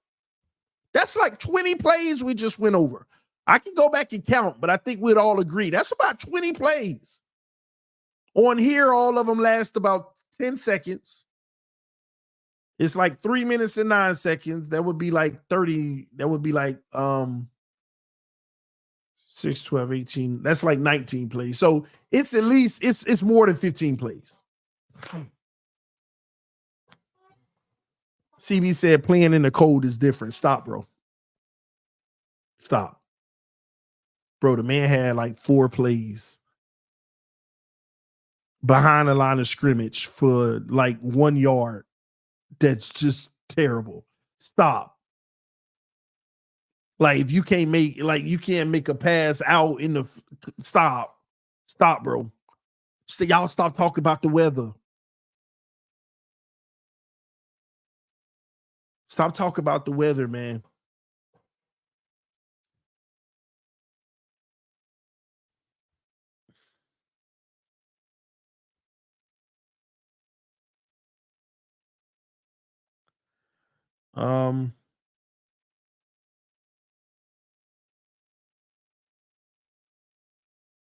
Oh my gosh. Oh my gosh. Shout out to my homie Henry. Shout out to the homie Henry. I ain't had to look it up. I didn't have to look it up. I didn't have to look it up. They sent it. My homie Henry sent it to me. What I was telling y'all earlier with Kurt Warner. He just sent it to me. It was a post on Twitter. It was his post on Twitter from Kurt Warner. And if I can get my focus right, that's from Kurt. It's from Kurt. Okay. So Kurt had put a post up. He said, here's a couple plays from Miami's offense that may help explain what I was talking about last night and where some of the struggles come when the primary guy isn't open for Tua, QB. And always remember, I'm not in the room, so it may be execution as much as play design, right? And then let me see here. Here it is, January 11th of this year. Hold on. This was Kurt's comment. Yes, but I'm not sure if it's because the offense isn't designed well to open up a second guy, or if Tua simply struggles processing and moving through progressions. Hard to know exactly based on structure of the offense, in my opinion. He literally said, based off the structure of the offense, it's hard for him to really know. He said, I'm not sure if his offense isn't designed well to open up the second guy, or if Tua simply struggles processing and moving through progressions. He literally, for like weeks, was talking about the things he did well, and he was basically like, hold on, I'm not sure if and you know what's crazy? Even though Henry sent this to me, this still ain't it. It's another post where he was like, hold on, I'm second guessing. It was basically him second guessing himself. This is one post where he's saying, I'm not sure if he struggles, Tua simply struggles processing and moving through progressions based off of what he was seeing. He's not sure which one it is. Because in the earlier post, he was talking all the good stuff. Then he was like, well, I'm actually not sure. In the post before that, somebody blocked me, so I can't read it.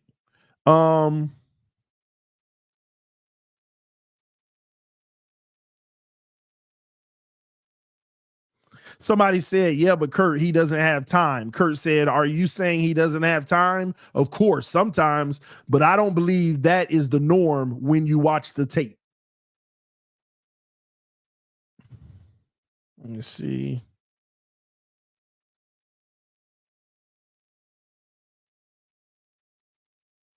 But Tua is great at fitting it into number one, so it covers a lot of it. So he's been covering this. It's another one too. Where he literally say, man, I'm not sure what I'm looking at. Is he actually processing? And is he actually like he literally said it? But this was one of them. This was definitely one of them where he literally said out of his own mouth. Let me see here. He literally said, but I'm not sure if it's because the offense isn't designed well to open up a second guy, or if Tua simply struggles processing and moving through progressions. Hard to know exactly based off of the structure of the offense. So he basically like, it's hard to know. He's seeing it. He's seeing, man, is it the offense or is he struggling to get to those second reads and stuff? He literally put the post up himself. He second guessed himself, but he got off of it. He didn't trust his doubts. Obviously, with his narrative today, he didn't trust his doubts. He watched the film and he was questioning himself. What am I looking at? Is Tua simply struggling, processing, and moving through progressions? I don't know which one it is. He said it himself. But TD, how dare he argue with a Hall of Famer when this Hall of Famer argued the point that I was making himself?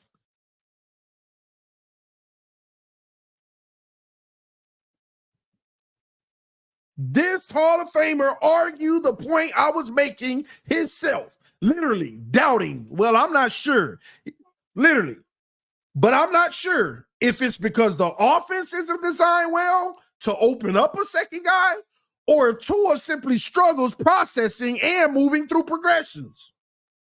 Hard to know exactly based on structure of offense, in my opinion.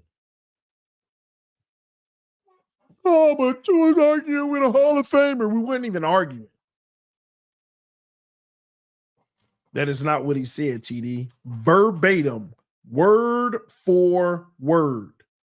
But I'm not sure if it's because the offense isn't designed well to open up a second guy, or if Tua simply struggles processing and moving through progressions. Hard to know exactly based on structure of offense, in my opinion. Get out of here. You said based on structure, not talent. That's the argument. That's the argument, Q. Maybe you're right. It's not because of talent. It is the structure of offense. But even Kurt Warner was wondering, man, is this because of the offense, or is it because he just struggles in processing and moving through progressions? And I think it's that talent. He doesn't. And now when people say talent, they just think about physical attributes. But no, processing is a talent to me. Being able to go through your progressions is a talent to me. Now, if that's not a talent, then I'm wrong. Then I put that in the wrong category. But even Kurt Warner himself literally said he's wondering, is it the offense? And you just saw 15 to 20 plays where you got options all over the field. Don't tell me it's the second option. It's the offensive structure. Don't tell me it's the offensive structure. Our quarterback cuts half of the field off. Whatever happening over there, I don't care. I'm already looking over here. I ain't never going over there. Whatever happening over here, I don't care what's happening over there because I'm already looking over here. Don't tell me it's offensive structure. Don't tell me it's options.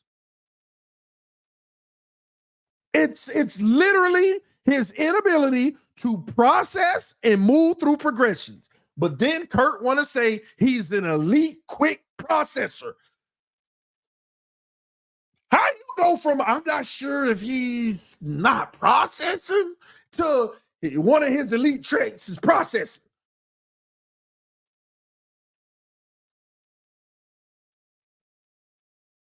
Make it make sense. That's what the argument is.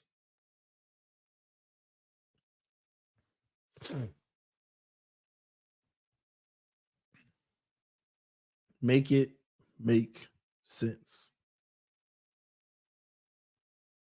Give me a second.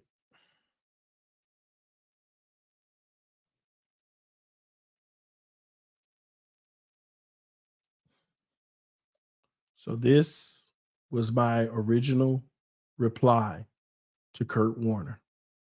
Once again, this was my original reply to Kurt Warner. When he said at the top here, at the very top, when he basically said that Tua, his talent of quick processing, when he said his talent of quick processing, I responded right here, quick processing, ?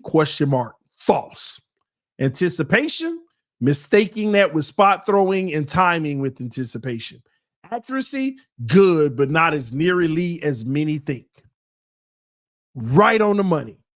So don't tell me, how can you say false or a quick processing? A Hall of Famer would know better. The man himself questioned whether or not it's the offensive system or Tua just say ain't good at processing. The man himself said it. But that was back in January. So time has lapsed and he's allowed to now say one of his elite traits is quick processing. And I'm wrong. I'm the bad guy for having a different opinion than a Hall of Famer, but he contradicting what he even might have saw. He contradicted what he might even saw. And Don, I know I'm not going to make it make sense for two in the ears, but I ain't trying to. I'm making sure that those people who aren't two in the ears don't get skewed by these people out here hating on me because I had a back and forth with Kurt Warner going on their platforms crying at the simple fact that I was privileged enough to go back and forth with him and have a football conversation. The haters, the jealous ones. I just want to make sure people understand my stance. And guess what? Even though I just literally showed you evidence, despite that, I'm still open to being wrong. I just want the explanation. Like, talk through it with me. Help me see where I'm off. But this man himself even questioned. But I'm not sure if it's because the offense isn't designed well to open up a second guy, which we just showed you even in the Chiefs game, second guys were open everywhere. Or if Tua simply struggles processing and moving through progressions. How are you going to question whether it's the offensive format or if Tua struggles through progressions and now all of a sudden that's one of his elite traits? Y'all leave me alone. Y'all leave me alone.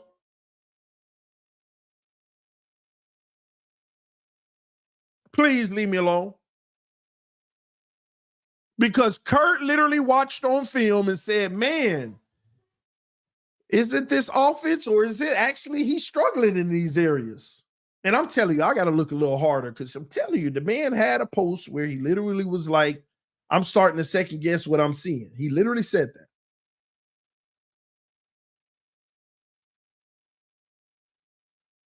But that's all good. But that's the whole thing that happened. That's everything that happened. The only reason I'm gonna be honest with y'all that I really wanted to discuss it, because I'm just tired of people like trying to use this as a weapon. Stop trying to use other people as a weapon to try to uplift what you're doing with your platforms out here, people. I'm minding my lonely business. Leave me alone. Stop having people all in my DMs. Oh, this person talking about you, calling you an idiot for trying to argue with Kurt Warner. First of all, this ain't no argument. This is dialogue back and forth. He asked some really good questions. And he was fair, man. Shout out to Kurt Warner, by the way.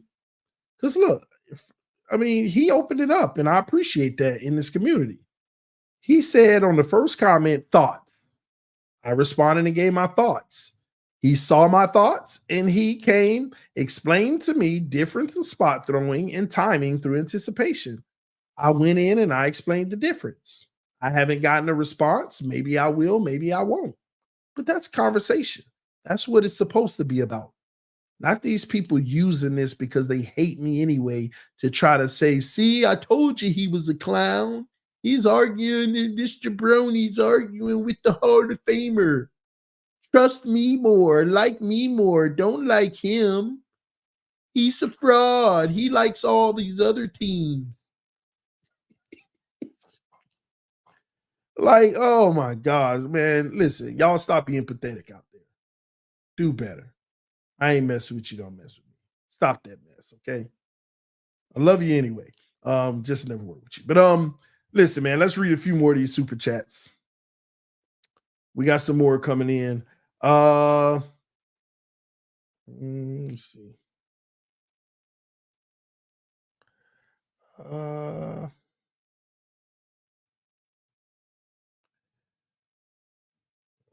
Where am I at? Here we go.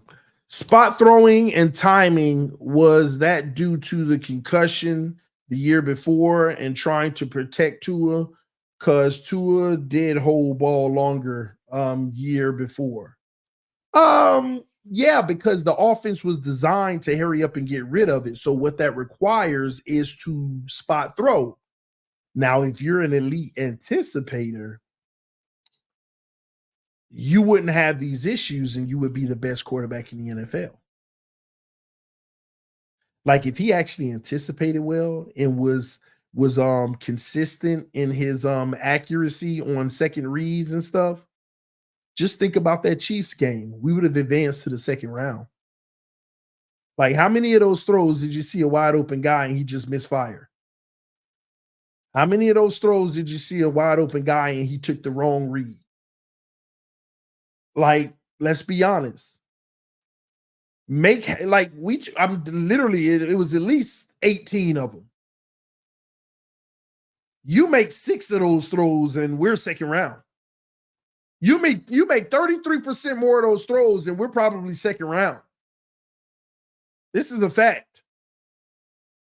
It ain't got to be all of them. You make, like, literally, you make 6 of those 18 terrible plays that out of the 18 plays, I'm going to tell you now, about 15 of them were all on him. Technically 17, but I give him a little leeway because I don't like the design of stretching out. Like this is why I don't blame him, but I also say his limitations hurt us because stop running these post routes 25 yards down the field in tight cut. Well, McDaniel don't know if it's tight coverage because when we play the bum teams during the regular season, Tua eat on them all day because all he do is float the ball. He floated inbounds. The receiver get out there. They turn around, wait on it, catch it. Big 25-yard play. Ooh, Tua on the post. Or the corner, depending on which side the receiver coming from. So we get so accustomed to the teams that let us do it easy, and then we run it against the hard teams and wonder, why isn't it working? Because they playing it different. You can't throw those deep out routes against those teams because they playing it tighter. You don't have the time to float the ball so the receiver can wait on it. It got to be in stride on money. Now, I've seen Tua make it on occasions, but it's so few in between. Don't count the ones where he floated and they wait on it out there. Count the ones in stride. It's so few in between. And they're there to be made a lot. And a lot of times he don't throw them at all and it's open. A lot of times he don't throw it at all and it's there. So, tough. All right, they won't pay him because he got too small. Bet they're going to pay the man. They're going to pay him. You're going to be seeing me do a stream breaking news. Tua Tagovailoa gets the bag. Officially the franchise quarterback for the next few years or whatever. You're going to see me do the stream. All right, they decided to go with it. Now we got to sit back and see how this plays out. Here are the guarantees. This is what it means. Here's our out. Here's how long we're on the hook. We got to see how they structure the contract. All of that. It's going to happen, y'all. I'm not saying this to psych myself. It's going to happen. It would be the biggest shock in the world if it did. We come to training camp, ain't no deal done. And they decide we'll revisit next year. I just don't see it whatsoever. It's going to happen. And I'll be here with Tua, reporting the news, evaluating how much better he got or how much worse he got or how he's still the same. I don't know. We'll be here covering it. I know a lot of y'all don't want to hear that, but he's going to get the deal done this offseason. They have to, y'all. There ain't no way out.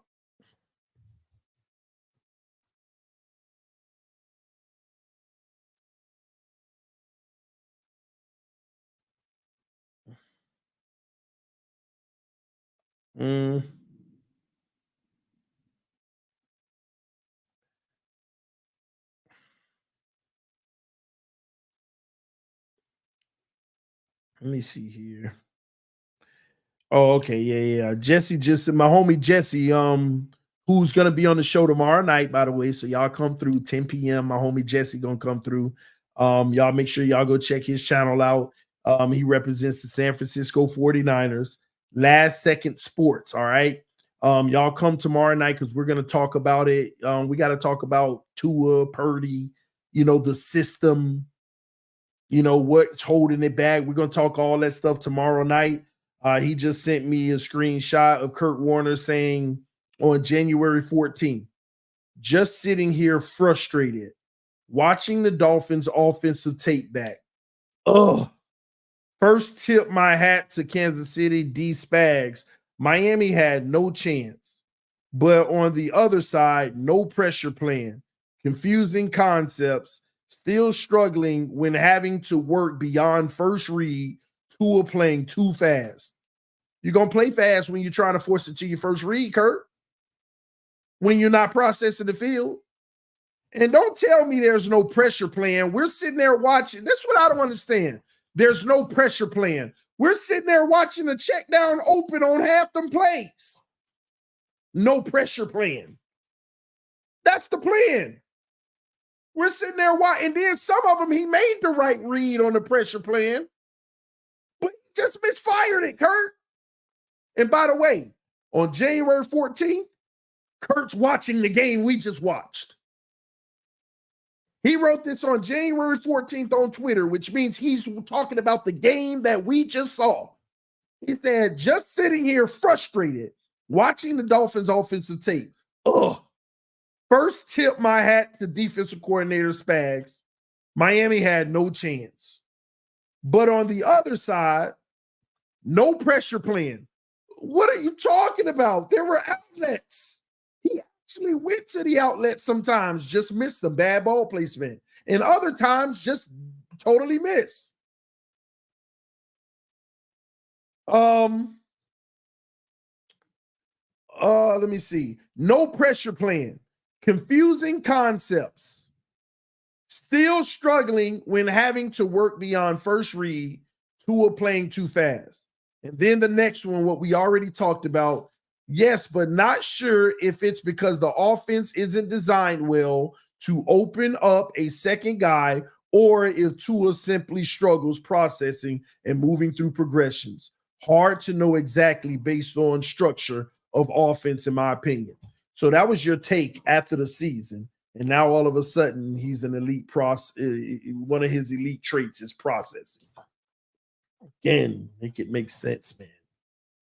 TD arguing with a Hall of Famer. The Hall of Famer arguing with himself. He's saying one thing and coming back saying another. Like, come on, man. Shout out to the homie Jason McDonald with the donation, just showing some love. I salute to you. Appreciate the love, man. I was in Kansas City that weekend. I could have went to the game, but it was past cold. That wind chill was ridiculous. But then again, I was not getting paid to go on that cold, so I didn't. Yeah, I mean, there's no doubt that it was cold, right, Glenn? The problem is Mahomes didn't have the best game either, but Mahomes stood in there and made 2 times as many plays. You got to be able to make more plays. We literally just watched film of about 15 to 20 plays, and Tua has responsibility in almost every single one of them, bro.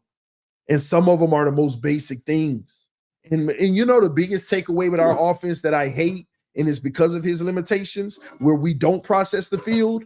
We literally have an offense that cuts the field off. If we look left, all right, we're focused on this action.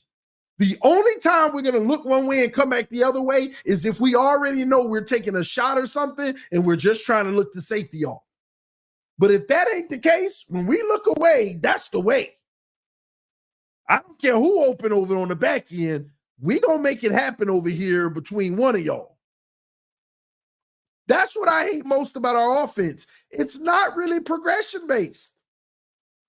Because why? I'm telling y'all, our quarterback. And don't tell me, yeah, but the O-line only give you. How many times did I show y'all, look, clean pocket? I showed y'all play after play. Now, yeah, they put some pressure, they down some pressure up, but out of them, like maybe 18 plays, we saw about 10 clean pockets.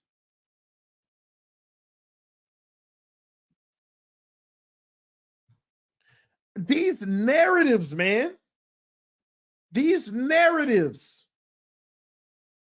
People ride with these false narratives.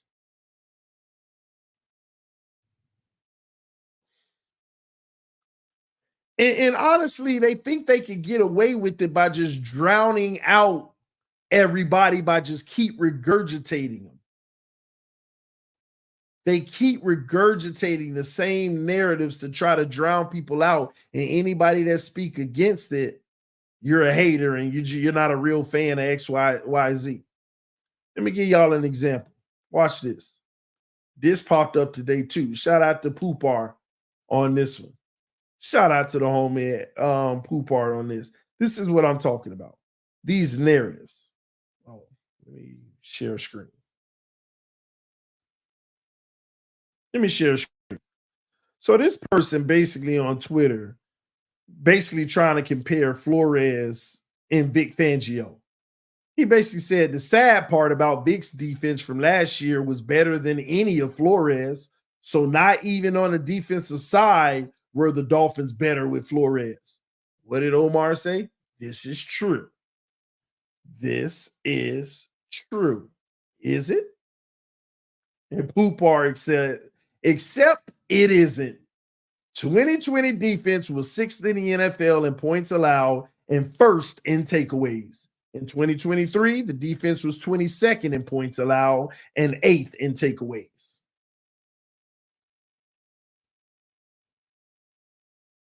You see what they do constantly? They try to keep their narratives going. They try to lie. They try to diminish certain aspects of things just to uplift certain people. They hate Flores so much that they'll throw a lie out there, and it's shocking that Omar, out of all people, this is true. What data do you have to support that is true?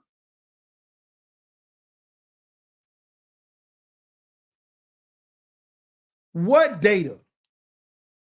Most people evaluate defense off of points allowed. It's that simple. And the Dolphins were 6th in points allowed under Flores and 22nd under Fangio. That's what matters. Points. Points, people. How many points your quarterback put up? How many points your defense allowed? Points. This is why that whole Herbert argument will never stand the test. Herbert has put up more points than any quarterback in NFL history in the first 4 years of his career. He has put up more points than any quarterback in NFL history in his first 3 years in the NFL. But you want to know another fact? His defense has allowed more points than any other defense in NFL history in his first 3 years. Fact. Go look it up. This is a fact. I'm not throwing this stat just to throw it. Herbert has put up more points than any quarterback in NFL history in the first 3 years. But his defense has given up more points than any defense in NFL history in the first 3 years. So that's why I don't get these people, oh, but Herbert ain't did nothing. He done did everything. His defense just ain't matching it or even just giving a semblance. It is true. You need to go look it up. You need to go look it up. I know y'all gonna just jump to saying it ain't true because you just don't believe it.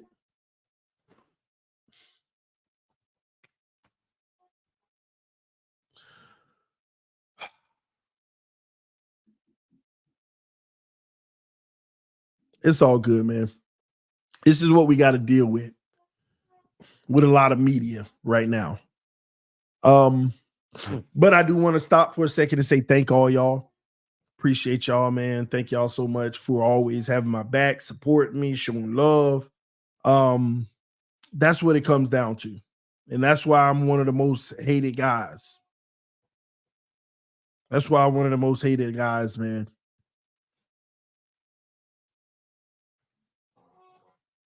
It's that simple.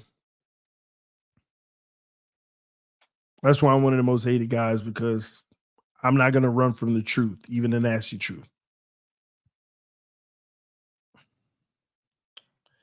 Alex said, look again, TD. I just tagged you. Alex, you just tagged me on his last 9 games.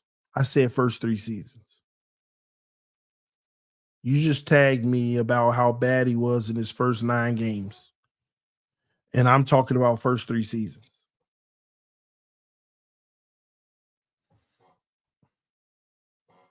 Try again, Alex.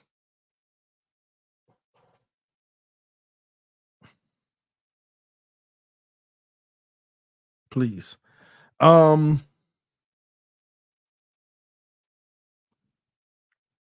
TD, the truth teller, the last 9 games. I know, Alex, you were talking about the last 9 games. He wasn't great in his last 9 games. I just gave you the stats for his first 3 seasons. That's all I'm saying. That's all I'm saying. I just gave you the stats for his first 3 seasons, bro.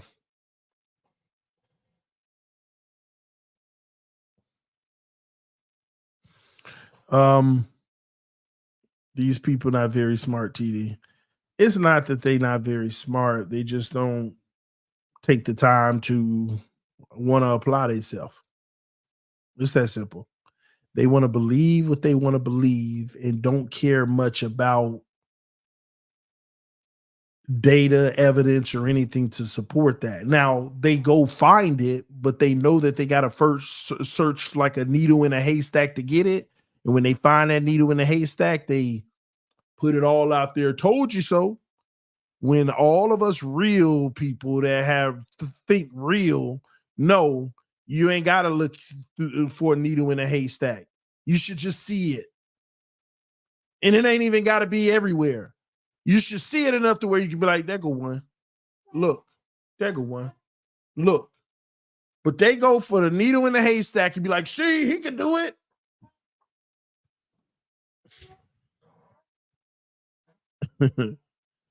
Nah, these people aren't smart, TD. No reason to be nice about it.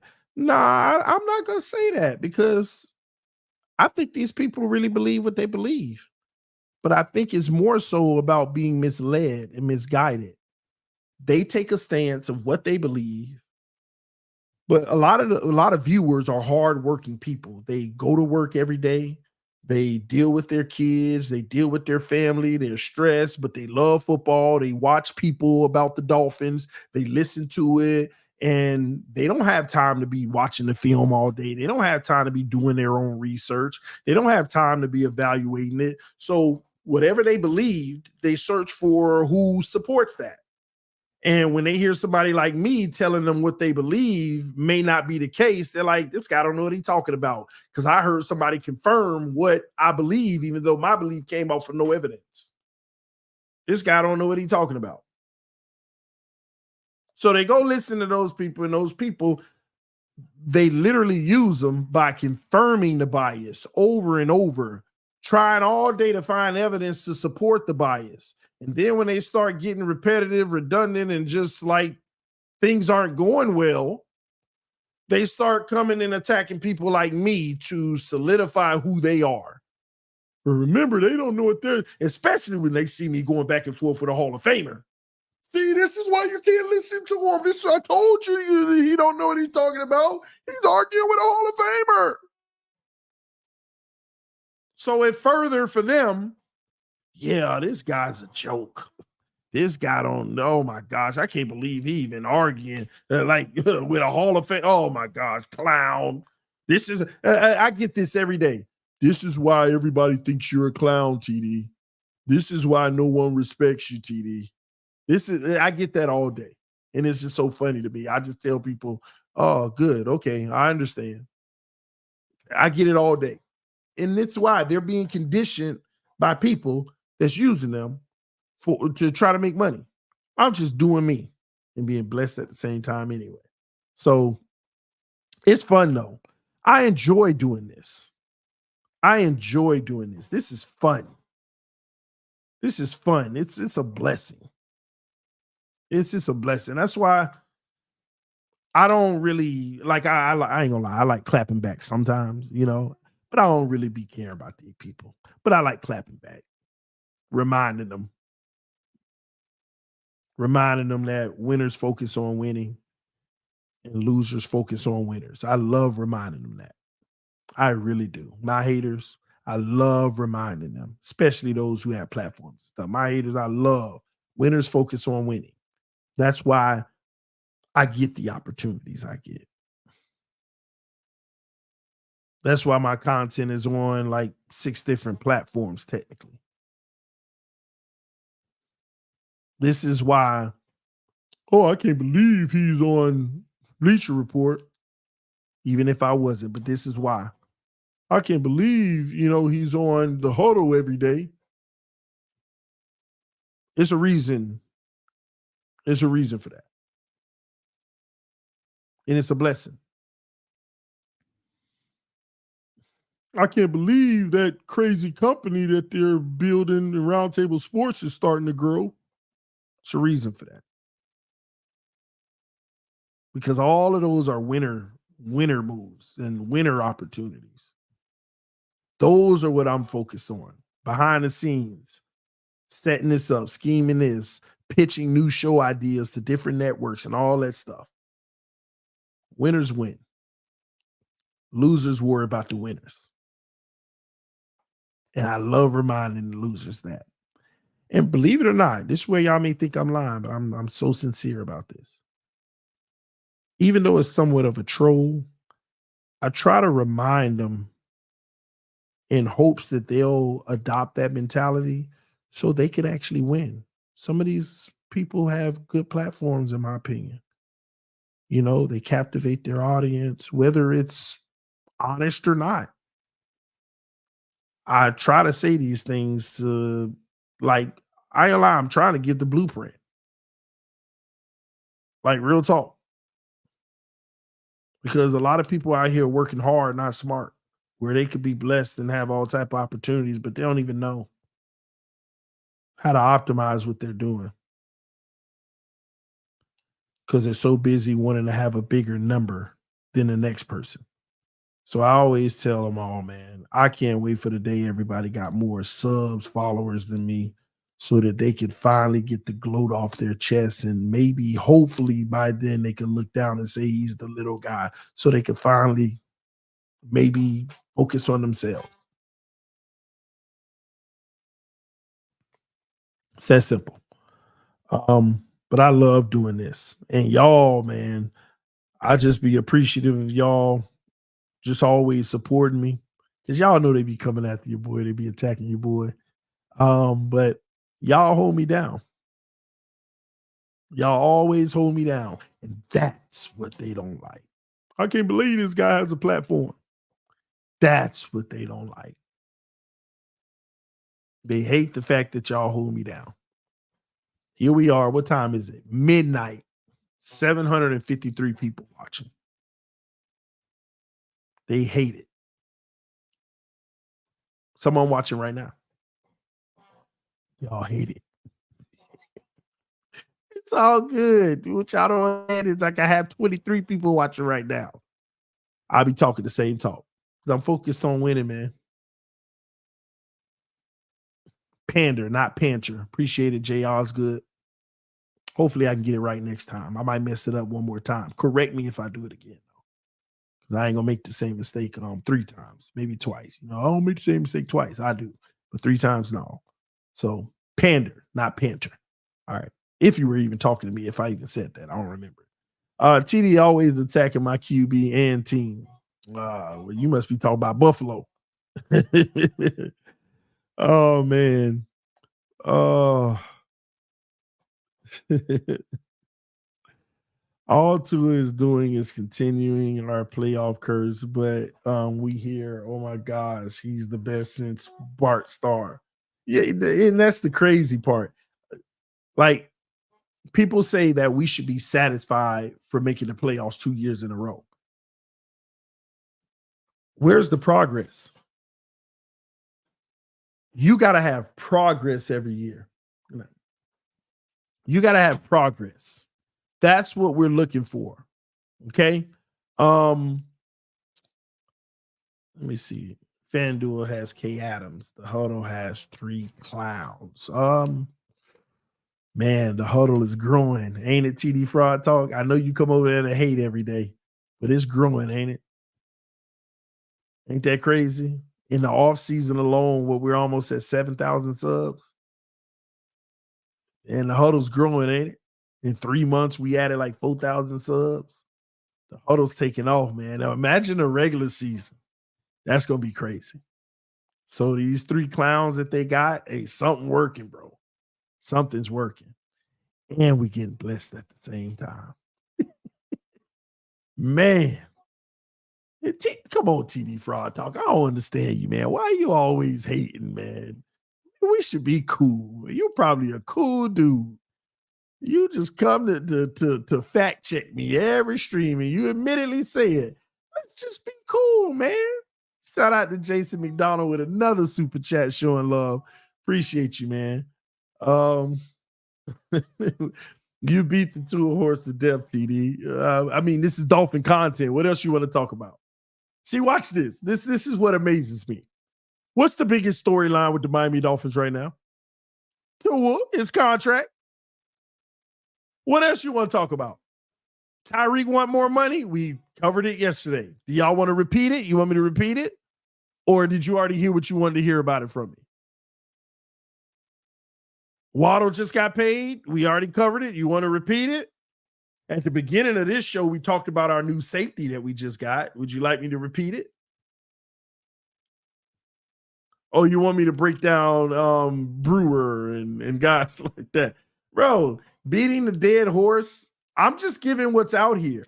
I'm minding my business. I haven't even been streaming much because I don't believe in giving y'all fluff in the down season. See these same guys that streaming every single day in the down season? Go look at the titles. What is it? Fluff. Why? Because they want to keep content going so they can keep, stuff going. I mean, okay, but I ain't gonna bore y'all with the same thing over and over. So I just talk about the relevant things. Kurt Warner, this was interesting. It happened. Let's go live about it. It has something to do with Tua. They're talking about it. Let's talk about it. RG3 a week and a half ago, same situation. We were going back and forth. We talked about it. Tua is the topic. That's all people want to talk about. It's not beating a dead horse if we're talking the positive, though. You know what I mean? So help me out. What else should I be talking about? Put it in the chat right now. What else am I missing that I should be talking about? Who is our center? Nobody talking about that for a reason.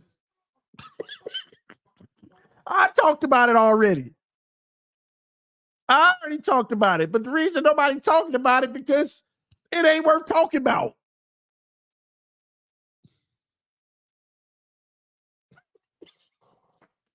I done already told y'all, man. Oh.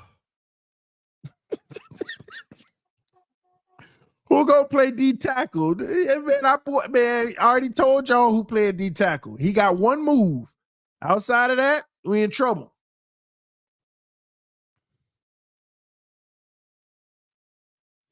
Man, and Omar keep on doing articles on this. Go check his articles out. I done already told y'all. This team's biggest issue is in the offense and defensive interior lines.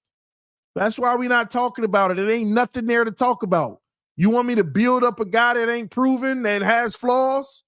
We taking a major step back in those areas. I feel better about Eichenberg playing center. Real talk.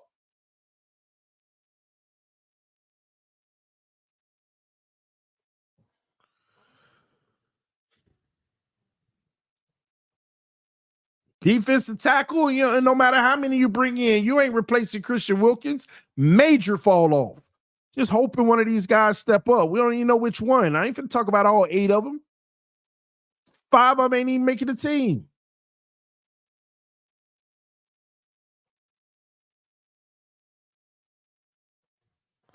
What should we do with the remaining $16 million? Save it for next year? I mean, don't get me wrong. I want us to address the interior offensive lineman and the interior defensive lineman. If we're going to invest any money, that's where it needs to be. We got our safety. We got our receivers. We got some corners. If Cam Smith can play well, we're good on the team. Just the offensive and defensive interior. Maybe take a little $4 million, get you 2 guys, $2 million apiece, and take the rest of the money, the other $12 million, over into next season because we're gonna need it bad, man. We're gonna need it. There ain't a lot of contracts on this roster you can restructure next year, unless you're giving people more money that you don't want to give. Unless you locking certain people in longer that you don't want to lock in. We need as much money as we can to carry in the next year. So that's what I would do. Interior, both sides of the line. Somebody said $2 million a piece. Yeah, it ain't got to be a big name. Somebody, just some depth, a solid player. That if a guy gets hurt, he better than the ones we got now. There's some, I mean, you were talking veterans here. There's some solid veterans. It's just a matter of will they stay on the field all season. There's some guys that can play the positions out here. It's just a matter of can they stay on the field? Will they keep their health throughout a full season? And that's what you're paying for the little $1 or $2 million for, because you know it may not be likely, but if you can get a nice little 10 games out of a guy or so, that's worth it.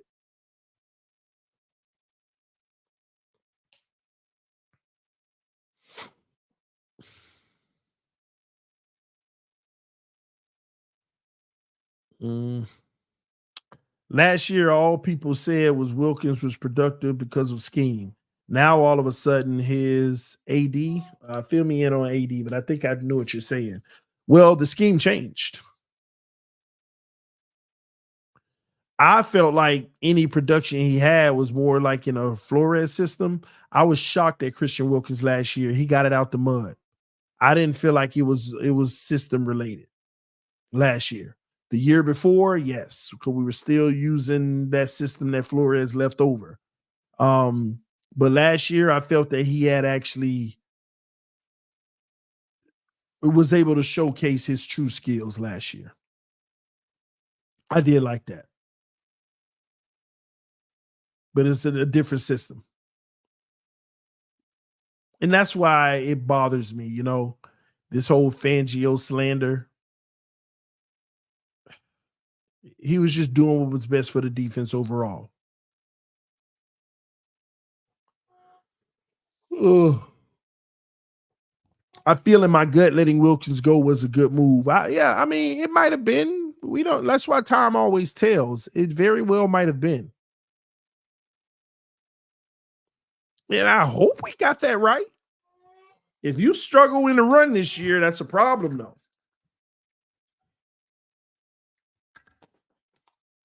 That's the area you don't want that to be the case. Struggling in the run. One area that let me tell you, one thing that I am really optimistic about this year is Devin A-Chain. I'm optimistic about him this year.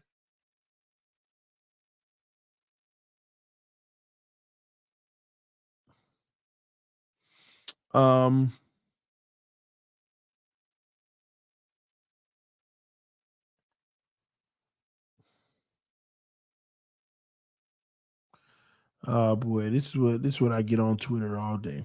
So somebody's on Twitter watching this show right now. Steven says the reason you're hated is because you are the king of false narratives. Herbert made all those points because he had more opportunities because his defense was so bad, not because he did anything special. Oh my gosh. Y'all see what I be talking about? Herbert put all those numbers up because the defense gave him more opportunities because they were so bad. He still had to perform. I don't care how many opportunities the defense gives him, he still got to perform. You want to go to some of the Dolphins' best defensive games where our guys still struggled mightily? Got so many opportunities? You know, some of those teams that we played against good competition, our defense actually played well in some of those games. A lot of people won't even recognize this, but our defense actually played well versus the Chiefs in both games. It's not like Baltimore and Buffalo where they put up 40. They were scoring like 20, 23 points. Getting opportunities. Y'all got to stop this mess, man. Herbert, with the opportunities, performed.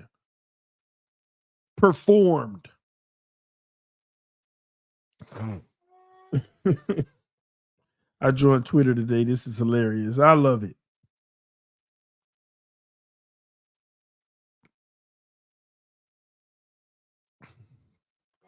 2 fans that attended this game had to get amputated due to the cold. I agree. He has his flaws and doesn't have the it factor compared to other quarterbacks. But this game shouldn't even be used to critique anyone's game.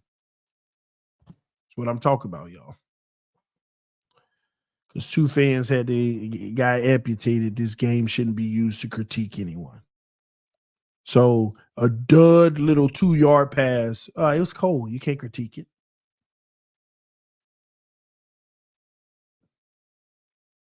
Like, come on. Come on.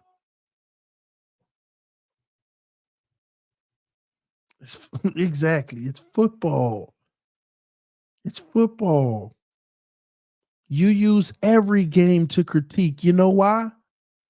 That may not be the last game he plays in 15 degrees. We might have to go in -15 every year. We just supposed to live with it and say, oh, we're just unfortunate. Why are they winning and we're losing? Our defense actually played well. Like, why do people ignore that too? Our defense, it ain't like they got ran out the gym. Our defense competed in that game. But the other quarterback did not use the weather as an excuse. Like, what's your excuse for Mahomes having better success in the game? What's the excuse? And don't tell me, well, it's Mahomes. No, they ain't got nothing to do with weather.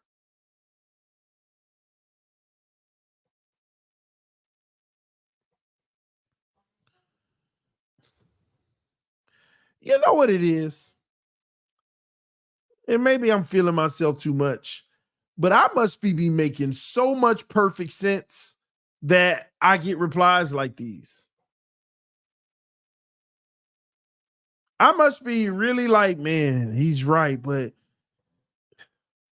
no, the reality isn't good in this situation. So, I mean, it was cold. Like, 2 people got amputated, right? I could use that, right?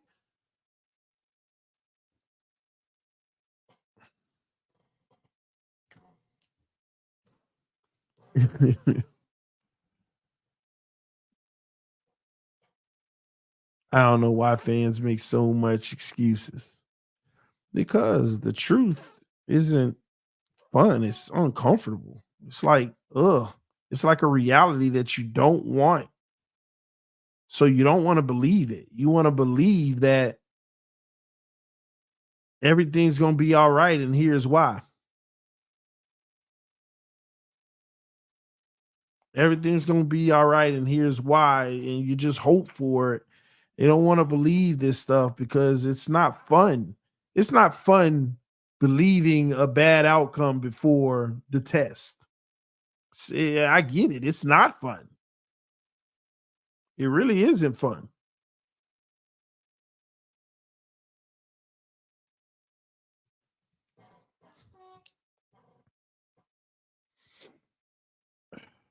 Mahomes at one point seemed like he was never going to beat Brady. He had to wait his turn. Yeah, but even when he couldn't beat Brady, he looked better than these quarterbacks today. See, a lot of people get that misstrued. Somebody got to lose. So Brady was the better quarterback. And I think it was mainly not because of the physical attributes, because of his experience and his brain and his ability to manipulate the defenses and basically look at the defense and know how to get somebody open. See, Brady knew pre-snap what he needed to do, not picking a guy pre-snap, but he knew how to design a play pre-snap and what to do. So Mahomes ran into that. And Mahomes couldn't get over the hump. But don't misconstrue that with Mahomes not being better than all these guys now. Let's get something straight. Did Mahomes ever get over the Brady hump?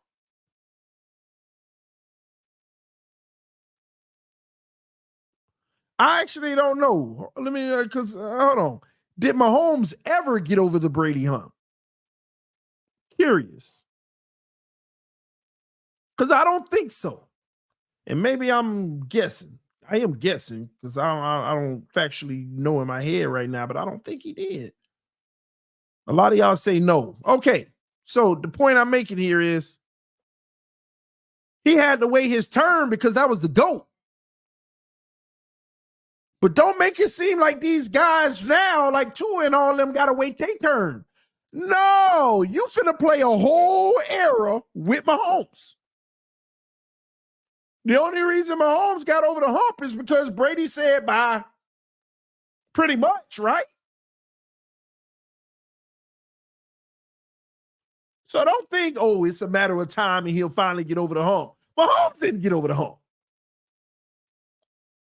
He just took over.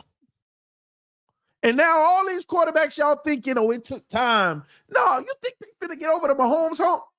Really? And we talk about the Mahomes hump. We can't even get over the Josh Allen hump. We can't get over the Lamar hump. We can't get over the Burrow hump. We talk about Mahomes. We ain't even there. We're not even there. So, well, this quarterback took time to become what they became. Y'all stop. Let me help you understand something.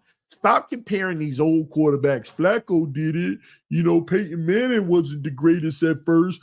Drew Brees. Listen, ladies and gentlemen, I would take those arguments if we still had a salary cap like we had in the past, okay? The element that y'all keep on ignoring is this NFL is not the NFL of even as recent as Nick Foles, as recent as Joe Flacco. It's not the same NFL. The reason why I say it's not the same NFL is because now you have quarterbacks making so much money that are veterans that it's so hard for them to compete with the good rookies with loaded rosters. They didn't worry about that back then. Just as early as about 7 years ago, they didn't worry about competing with rookies on cheap deals. A rookie, because remember, there was also that brief stint where rookies can get a big deal coming out the gate. So there wasn't that disparity. Now you got to compete with 10 players, 10 quarterbacks on a rookie deal. 6 of them are really good, and they got everything around them. And you're a veteran quarterback making $40, $50 million, and you got less around you, you're in trouble. The odds are 10 times harder than it was for Flacco and Nick Foles. For what's his name? Eli Manning. The chance of winning with the good, just a regular good quarterback is so much harder now. So much harder. The guys in the past, they didn't have to deal with all these rookies making $7 and $8 million a year with stacked rosters. I want you to think about it. Green Bay, freaking Houston Texans. These teams, look out for Tennessee. Young quarterback on a big deal. Chicago and them going to start being up and coming if they quarterback play well. All you need, see, this is the difference. If you got a good quarterback, why do you think that you're going to have a lot of success when if these rookies ain't even elite, they just good. Their team got more weapons than yours typically. Nobody pays attention to the sacrifices the Dolphins have to make. We have to sacrifice on the interior D-line with quality players and the interior offensive line with quality players. That's where our sacrifice is coming from. Teams like the Houston Texans, man, miss me with that. Where are they flaws? They got good players almost at every position. Green Bay, these up-and-coming teams like that, all they quarterback need to do is be good. Not really good, not great, not elite. If they're good, they already had an advantage over you because they got weapons galore. And the problem in today's NFL, you have more teams with a good quarterback on a rookie deal. San Francisco 49ers, Green Bay Packers, Houston Texans, the Tennessee Titans, and more. I know I ain't naming them all. Even Miami. Don't forget, our guy is still on the young deal. 5th-year option now. But all this time he was on the young deal. Everything around him. If he was in year 2, Christian Wilkins and Robert Hunt would still be here even if we had to pay him. It's harder. So all of this, well, Flacco did it. Totally different era, situation. Totally different situation. Eli did it twice. He wasn't elite. Totally different situation. Total different salary cap era. Totally different with talent surrounding him. Peyton Manning didn't win a playoff game his first several years. Total different situation back then with the money allocations.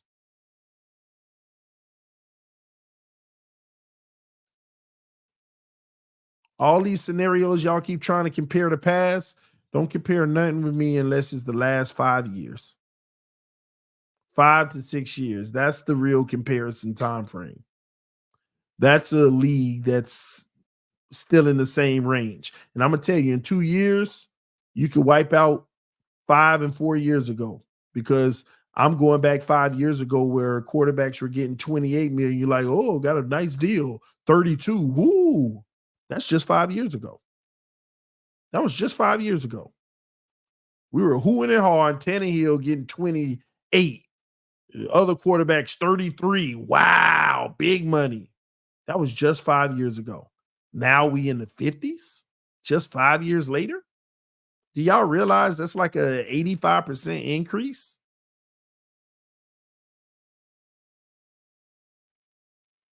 It's an 85% increase. Don't try to compare these other players of the past and what they did with their teams. Total different.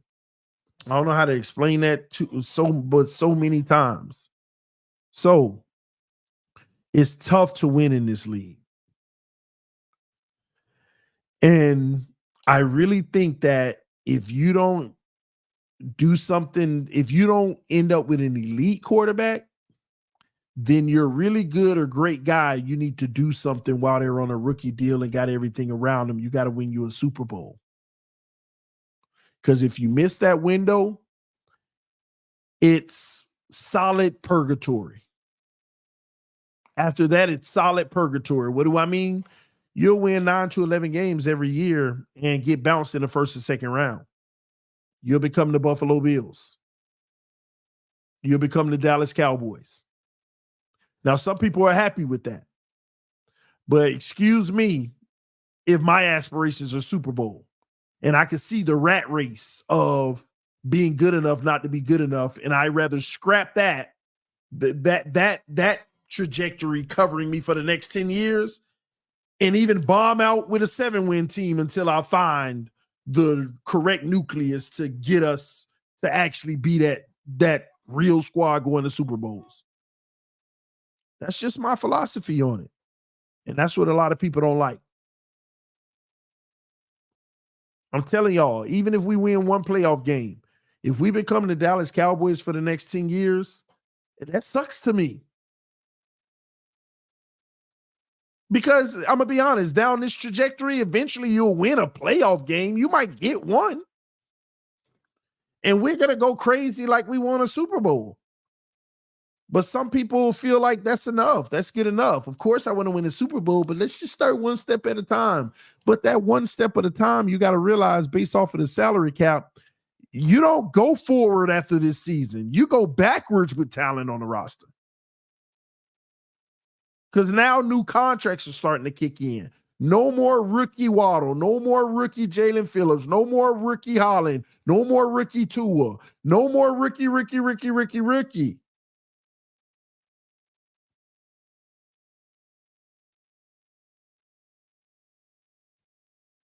Now you got to be the best drafting team in the league to try to keep up.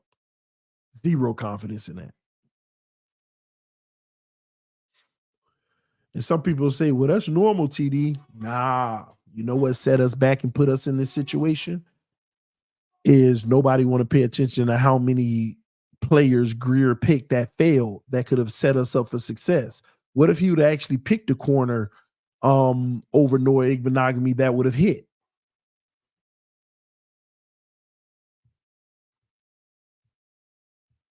What if he would have picked a Cam Smith that would have hit? What if Channing Tindall would have hit? What if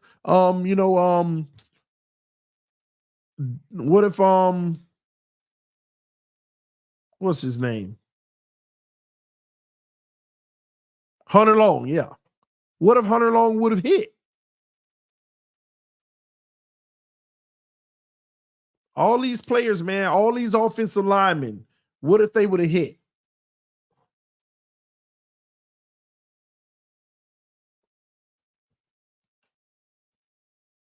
What if Raekwon Davis would have hit?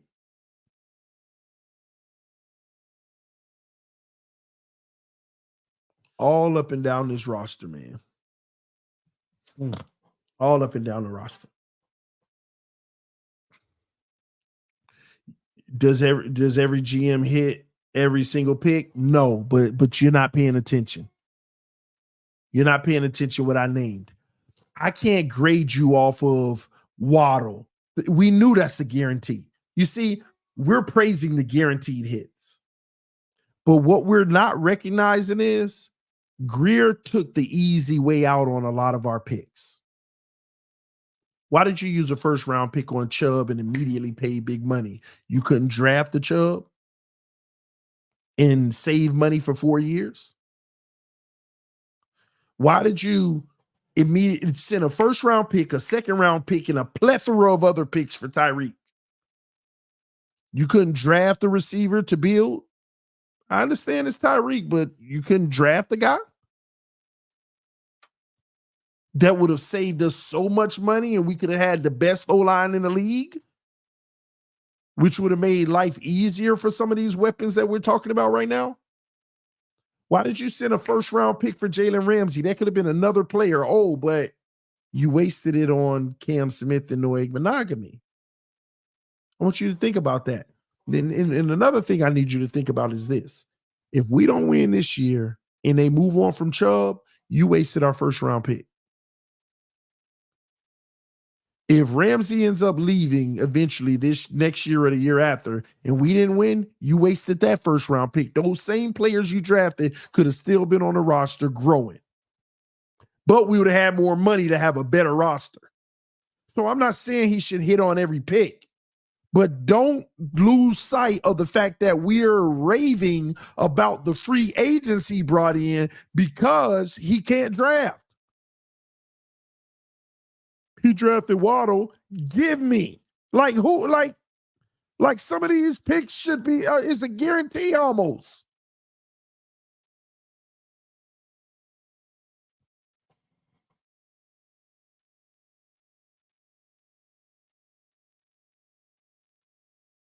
I'm not asking him to have been right about everything, but people are ignoring the reason why every position that he spent money on is because he had previously failed. We went and got Teron Armstead because Austin Jackson was failing over there. And then he fooled you to make you think that Austin Jackson became a great right tackle. No, he didn't. That's why you gave him a contract that only guaranteed 1 year. After this year, Austin Jackson got no guaranteed money. 1 year guarantee. You would think your first round tackle would get a multi 4 or 5 year deal. You gave him a deal that only guaranteed 1 year. That tell you all you need to know. So for people that's like, Austin Jackson improved and got better, he might have, but he ain't reaching the bar to make you want to keep him long-term automatically. Why? Because we get rid of the ball so quick.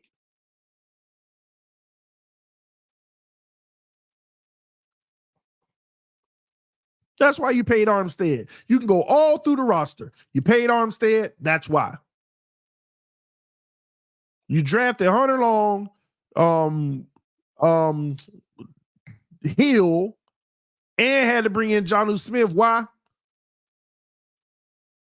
Because you kept trying to move on from Mike Gesicki. You franchised Gesicki because you couldn't find a guy.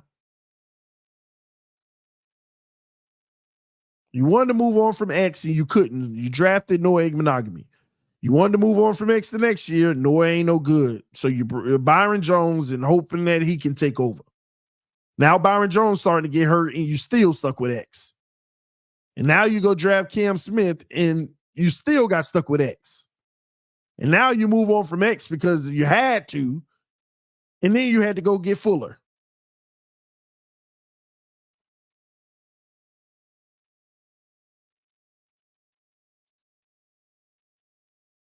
All over the roster, using draft picks and money to hide his bad picks. Do we need to go to middle linebacker? That's the real travesty. Middle linebackers are the real travesty of Chris Grier drafting. The real travesty. First of all, we all, when Jerome Baker got his contract, were like, ooh, he got a lot. Ain't they? We all out here, oh, Jerome Baker probably going to get like 6 or 7 if they want to keep him. What was it? What he got? 13, 14, something like that? And you kept on getting little linebackers. Nope. And now we got Channing Tindall. And now you go get 2 more linebackers in free agency and give them solid, decent money on top of it. We're not doing much in the draft as y'all think. We are not doing as much as you think in the draft. Picks that I do love. Devin A-Chain. I love that pick. Jalen Phillips, I'm not sure about it. That got to play out for me.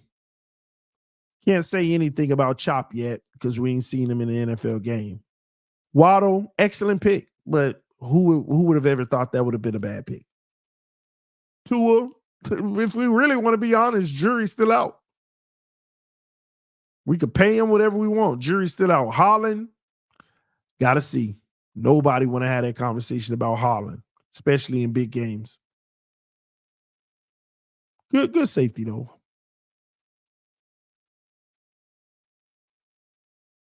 Christian Wilkins was a good draft pick, but couldn't even retain your talent. Robert Hunt was an excellent draft pick. Where you got him versus what he ended up being. I would, if you did a draft over, I would draft Robert Hunt late in the first round. I would. I love Robert Hunt. And again, he's a player that ain't the best of the best, but he's consistent at being really good. Not elite, just really good consistently. And not many injuries and all of that. So good draft pick, but you couldn't even retain him. Because the way your books are. Why couldn't you retain these guys? Because the money you giving Chubb, Teron Armstead, Tyreek Hill. See, this is what y'all don't realize. Had you drafted many of these positions properly, and again, this notion of you can't pick all of them right. Most of these positions I'm talking about, you tried twice and failed both times. Linebacker, tight end, corner. All 3 of those you tried twice and failed. So don't tell me you can't be right on all of them.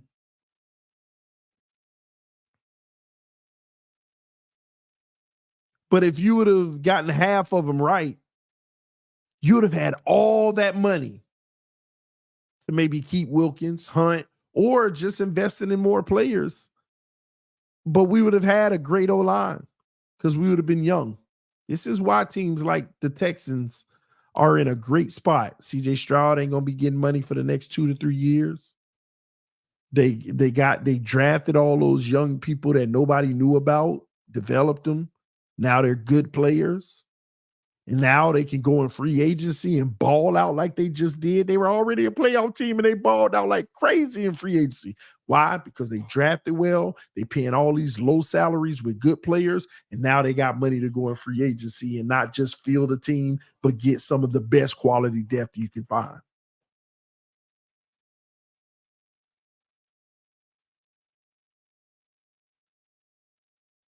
And this is what I'm talking about. Gunner said what you're saying literally applies for most teams.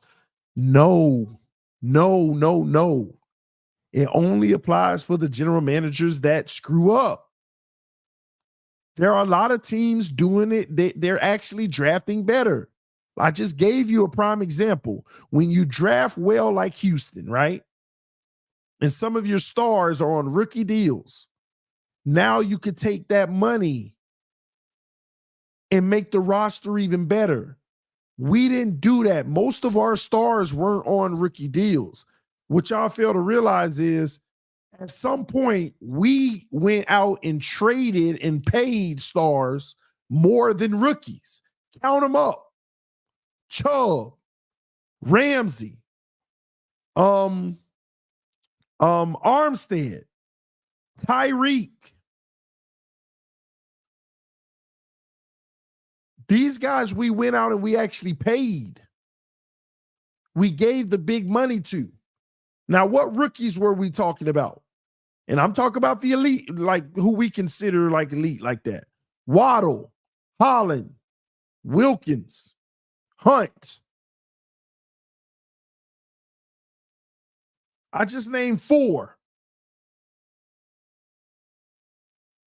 Some teams can name 12, 13. Some of these teams can name 12 or 13 guys that are balling that they drafted.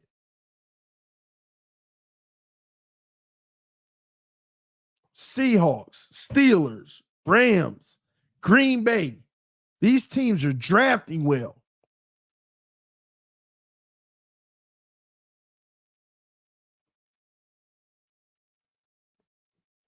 They're drafting well, so you can't say that about every team. Now, are there a lot of general managers that fail and hide their failures with talent? Yeah, you're right. There's a lot of teams that do that too, but we got to acknowledge they're failing. We have to be able to say, yeah, they're failing. They're not the most resourceful team. They're not the team that's making the best use of their money. They're not making the best use of their money. Shout out to the homie Justin Collins back. He gifted 1 membership. Who is that to? Let me see. Oh, we got to catch up. I'm behind. I'm going to check it out. Salute to you, Justin. There it is. Just gifted a membership. I'm waiting on my chat to catch up because I wasn't on it.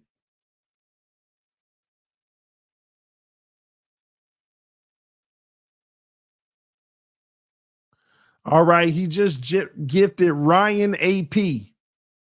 Ryan AP was just gifted a membership thanks to Justin Collins, man.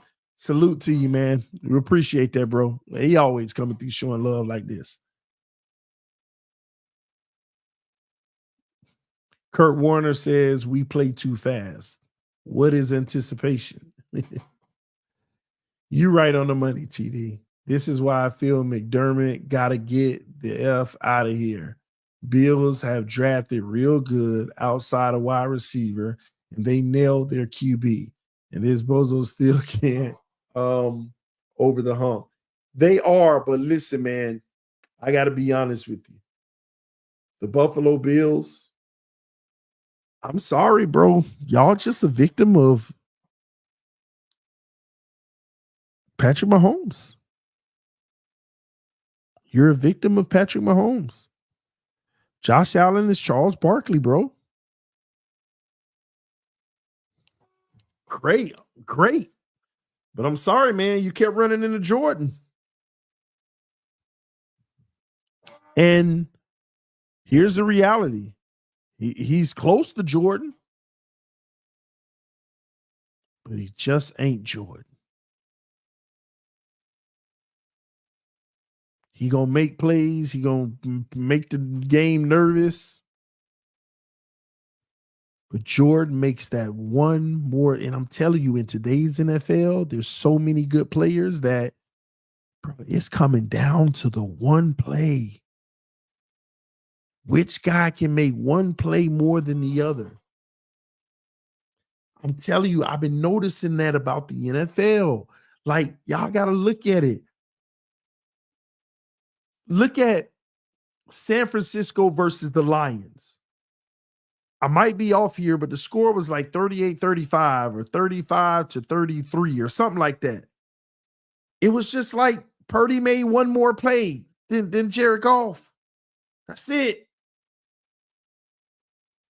That's it. Look at the Super Bowl, Chiefs versus 49ers. Mahomes just made one more play than that man. I'm telling you, I evaluated the game and I counted it. Purdy had 3 mistakes all game. Mahomes had 2 mistakes in the game. And that is a phenomenal game if your quarterback only have 2. Like, you can give me a quarterback with 5 mistakes in the game. That's still a great game. And I'm telling you, Purdy only made 3, balled out. Mahomes made 2, though. It's like, man, it's so crazy now that it comes down to the one play. You can't tell me if Purdy didn't hit that one time where IU going over the middle wide open, he didn't miss fire. That wouldn't game. Late in the game, y'all trailing, that puts you right in that range. You can't tell me that one pass in the back of the end zone. I don't know if it was Ayuk or Debo, but Purdy just overthrew it. Like, it comes down to just making one more play than that other guy. This started when Nick Foles was going up against Tom Brady. Tom Brady had over 400 yards. Nick Foles had over 400 yards. Both teams back and forth, back and forth, back and forth. And I'm telling you, in these big games, these defenses really don't be mattering no more. When you got these best of the best quarterbacks, these defenses stop mattering after a little bit. And I'll never forget, Nick Foles, Tom Brady, they just answering each other. Both of them had over 400 yards. But it came down to the one play, and both teams ran the same trick play where they tricked the defense and they threw it to the quarterback. And I'll never forget, Tom Brady was wide open, but it was just overthrown off his fingertips. And he would have went right in for the touchdown. And guess what? His lack of athleticism to get up under that ball, the speed. Nick Foles, same play, threw it to him. He caught it, made the play. Comes down to one play. One play. Both of them ball came down to one play.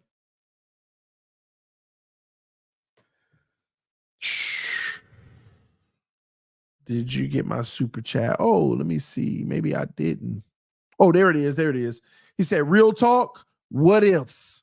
Nice seeing you live again. If hoping this is our year, well, I'm hoping this is our year, but still ready for a letdown. Phins up since the 80s. Let me tell you something I struggle with, Justin. I struggle with being negative, right? And let me tell you what I mean by that. I want to be positive and believe in the team so bad before the season starts. And I ain't did that in a few years now, about 3 years, right? Like, you don't understand, deep down inside, I'm begging for this team to go get an old veteran offensive lineman and a solid defensive tackle. I'm going to be all in. Even if I'm disappointed, I'm going to believe we got some depth, no excuse. Because, listen, whether you believe in the excuses or not, if they're there, it still gives you a little bit of hope. You see what I mean? Well, we got hurt, which is true, but that didn't make the difference. We just saw the film. Injuries ain't the difference there. We would have actually asked our defense to bail us out if we want to talk about injuries, because this was just pathetic on our quarterback's behalf, right? But you still hold out hope. Like, get those 2 players, and I think this is the first time in a long time I'll, try to believe. And that's why I'm nervous about it. But what I do like is it was 3 positions I wanted. I wanted a safety, I wanted an O lineman, and a D lineman, interior for both sides. We got a safety, and I like the move, actually. That's all I'm asking for caliber of player. I'm asking for the guys people will say, oh, he washed, but we know that he's made some plays and done some good things in his career, which means he's a veteran, knows the game. As a backup, he can be solid enough to, he can get toasted, but he ain't going to fall off the earth and just like embarrass us, right? So that's all I'm asking for. O lineman, D lineman, and I know we're going to get it. I'm believing that they're going to try to get a few players and we're going to get it, but we'll see. We'll see. We don't know. I'm just hopeful, right? But I want to go into this season believing, man. I think we got a chance, man. Let's watch these first 5 games, but I think we might have a chance. Because I'm gonna tell you now, man, this schedule, it bothers me. It bothers me. Because right out the gate, man, it ain't no joke. I try to tell people, Jaguars week 1 in Miami, good, but that game is also going to say, hey, Jags, are y'all back to trying to be something or y'all fakers? And I believe we're going to beat the Jags. I think we beat the Jags. Week 2 Buffalo at Miami, I'm going to be honest with you. I don't see a win. I don't see a victory. I know this is our home game, but I don't see it. Mainly because also prime time, Thursday night, short week. I know their short weekend got to travel, but still. And let me tell you another reason why. Because a big factor in that game is, will Chubb and Phillips surprise us and come back at the beginning of the season?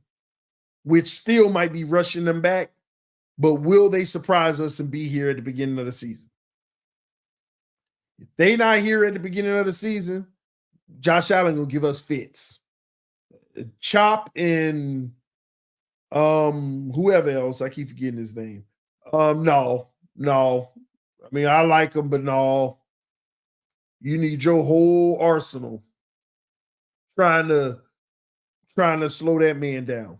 And that's my biggest gripe about week 2 versus the Bills.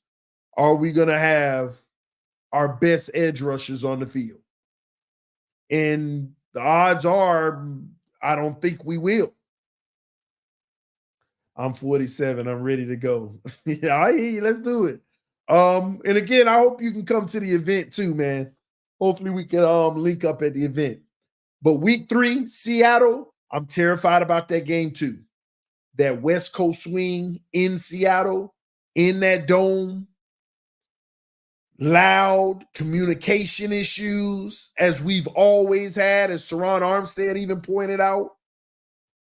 Middle of the day, 4:05 game.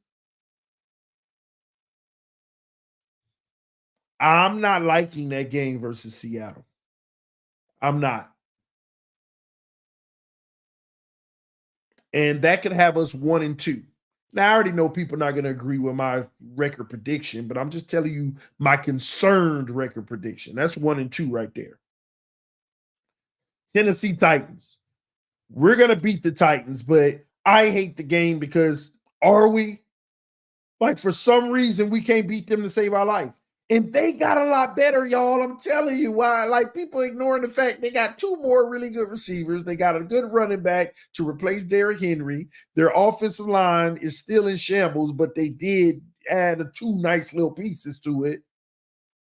They beat us last year with the worst O-line in the league. They added 2 pieces to it, few nice little defensive additions. They're a much better team than last year, and they beat us. I think we still win, though. Gosh, man, don't play with me in that game, Miami. Don't do me like that. And I can't say, but we're home. So, yeah, they beat us at home. So don't play with me in that game, Miami. Gosh, man, I'm still going to go with a win. But, man, y'all get my point. So we 2-2 based off of that, right? Patriots, I ain't finna play with y'all. 3-2.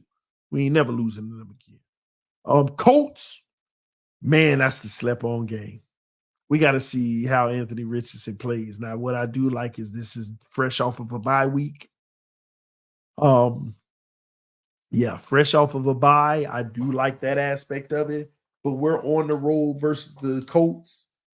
Anthony Richardson can end up giving us fits, and it's still early enough in the season to ask, will our pass rushers be back? I don't like that Colts game. There's something about it, but I'm going to give us the victory. I'm going to give us the victory. So right there, I got us 4-2. Arizona, dog walk them, 5-2. Right? Bills again. I already told y'all. We ain't beating them in Buffalo. It's going to be cool. It ain't going to be freezing, but and I'm sorry that I got them sweeping us right now. I just don't like that beginning of the season in Miami situation with our pass rushers. But that's 5-3. Rams on the road, I got an L.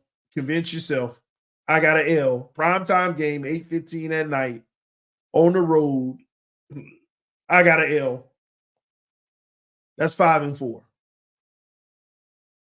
That's 5-4. The Rams are low. The Rams are stacked and low key. If you paid attention to anything they did this offseason, you already know who Stafford is. Remember them injuries last year. Them guys coming back healthy, the Rams will be a problem. They're going to be a problem. At least that's what I believe. So I got us starting the season 5-4. And I'm going to be honest with you. That's a little bit of a concern. I'll be honest. We need to go 6-3. We need to go 6-3 in them first 9. That's why I'm concerned with this 5-4 situation. 6-3, all right, we straight. 5-4, we in more trouble than you think. Let's move forward. Raiders at home. That's going to be a tough game, believe it or not, but we'll win. All right? That's 6-4 for me.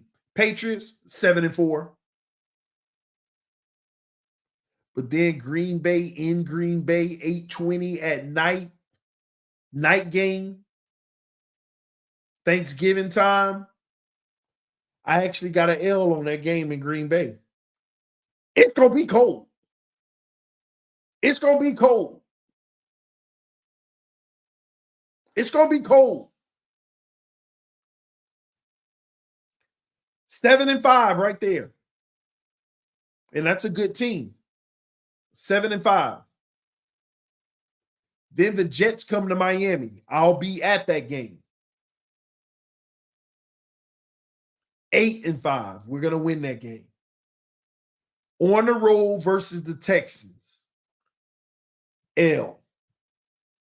Texans, late season. I just feel like they're a better team than us right now. There ain't a more stacked team outside of maybe the Rams or the Browns to me than what the Texans did this offseason. They got depth. So here we are at 7-6. 49ers at home. Go ahead, book the L. 7-7. Maybe I counted something wrong because maybe I got to 8 and I missed it. I think,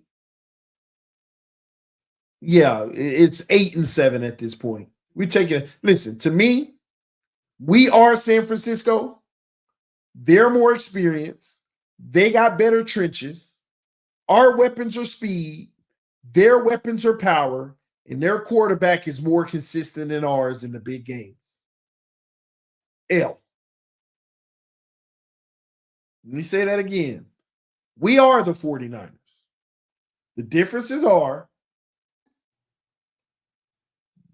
they have the trenches solidified on both sides of the ball. Their weapons are more physical than ours. We're faster than theirs. You know how they always say speed kill? No, not in this matchup. Physicality kills in this matchup. And their quarterback is slightly better, but plays well in good big games. When he got his weapons, he's consistent and plays well in the big games. L. So I'm at 8-7 right now. Browns. Browns are at home at the end of the season. Cold as all can be December 29th. Primetime game 8:20. Book the L.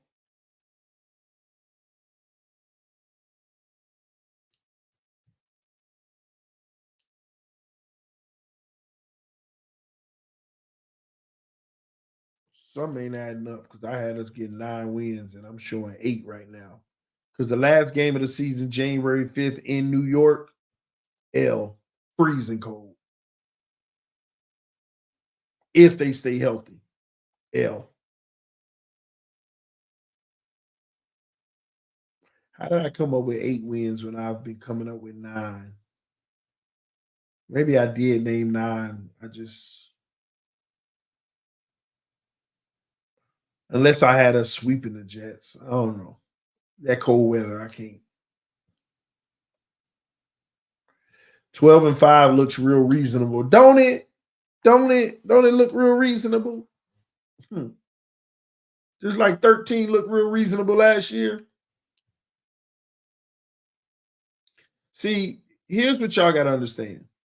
I do have 9 wins. Maybe I miscounted somewhere in there because my projection was 9 wins. But here's what I need y'all to understand.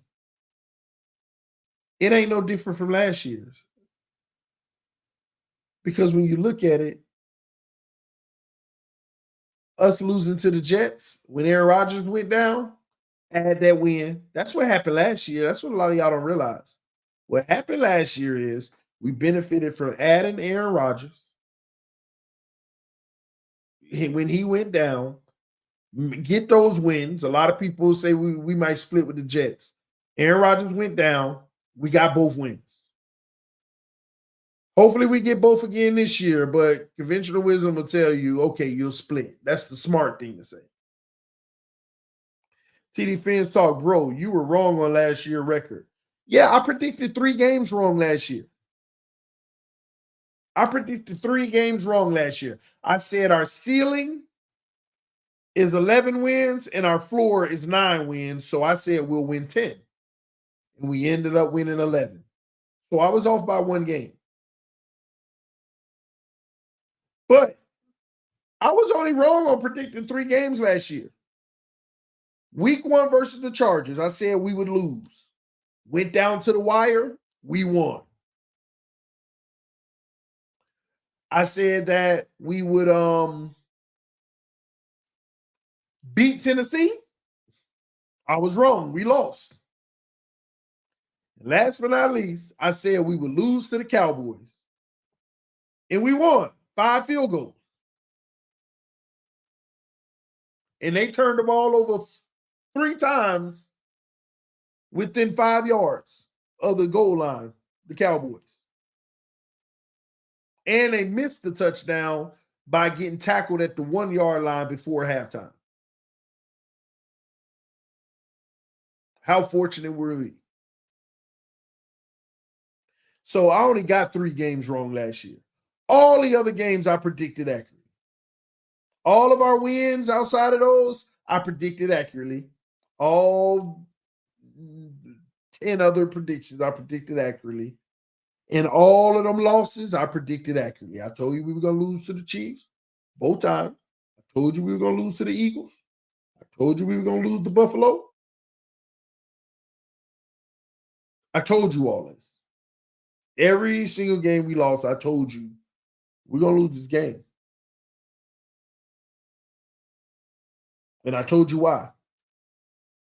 And again, the only one that shocked the heck out of me, it wasn't even the Titans game that shocked me because I was just mad about that. The Chargers game shocked me. When you look at what they did on defense 2 years ago, they literally came out and folded to everything we do well. They didn't play a lick of the defense that shut us down 2 years ago. Y'all remember 2 years ago when Tua had his worst game in his career almost. How they made him look with 3rd-string corners. What they did in that game, they came out last year and they did a lick of it. Didn't even try any of that schematic those schematics. And it became a shootout.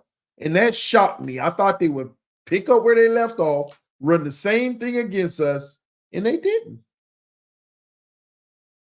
They didn't.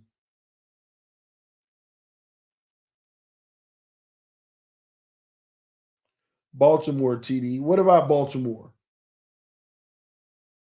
What about Baltimore?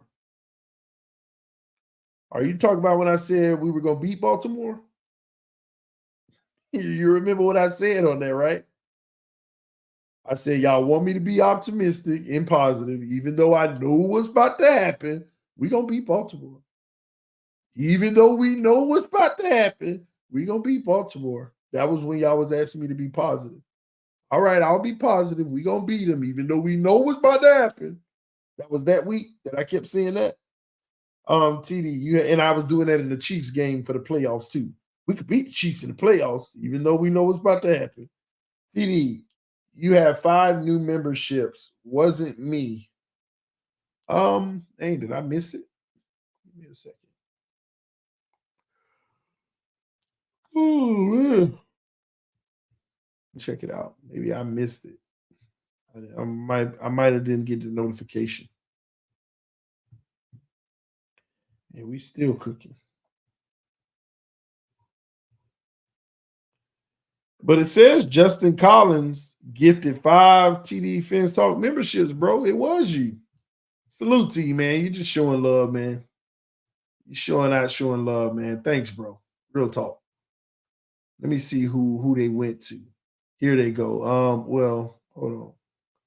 Let me go back. Let me find it. Oh man, I couldn't read it because it's already disappeared. My screen. Um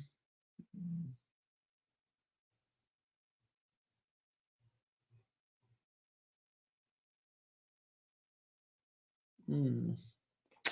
My bad, bro. It won't let me read them off of who were the recipients because I had refreshed my screen and the later chat went away. So for those who did receive a membership, thanks to Justin Collins, man. Welcome to the membership and salute to you, bro. Thanks, bro.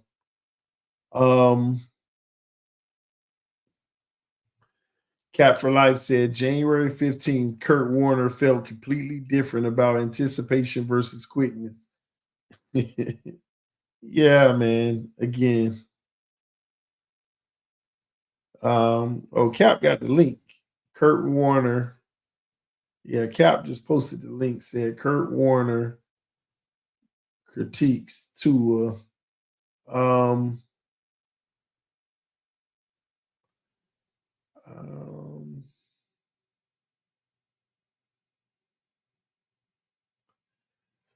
Yeah, better to make it easier.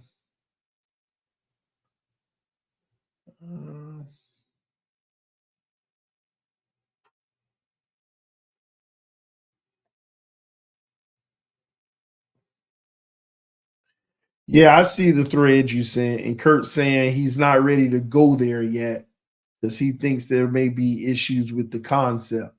So he's not ready to go there.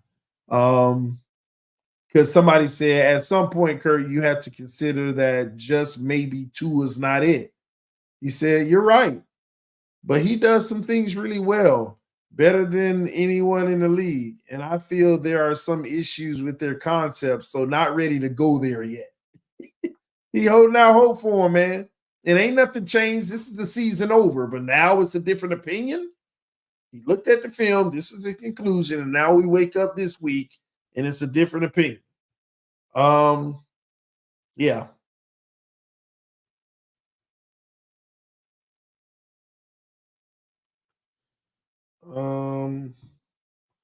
Just I saw it already, Cap. We read this earlier.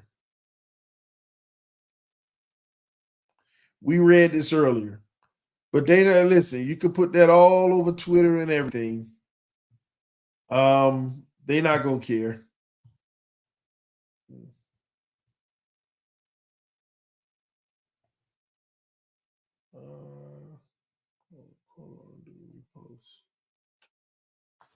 Oh, I'm sorry. I'm just trolling on Twitter real quick. Y'all forgive me.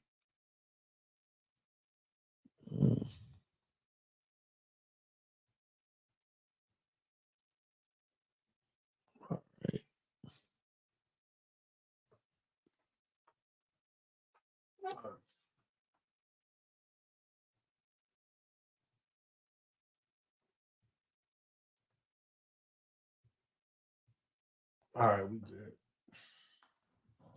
Let me go back to it. See if we got any more. Man, that's crazy, man. Here we are. What time is it? 1 in the morning. We got 800 people still just hanging out, man. Yeah, that's how it works. Y'all punch the like button. Yeah, I guess, man. That's I'm about to get up out of here, man. I told y'all I want to do a good one tonight. I think we've accomplished that. Tomorrow night, come through tomorrow night. We got Jesse coming through with the San Francisco 49ers, repping them. So just come through. Let's have a conversation because I want to have a conversation about McDaniel's system and how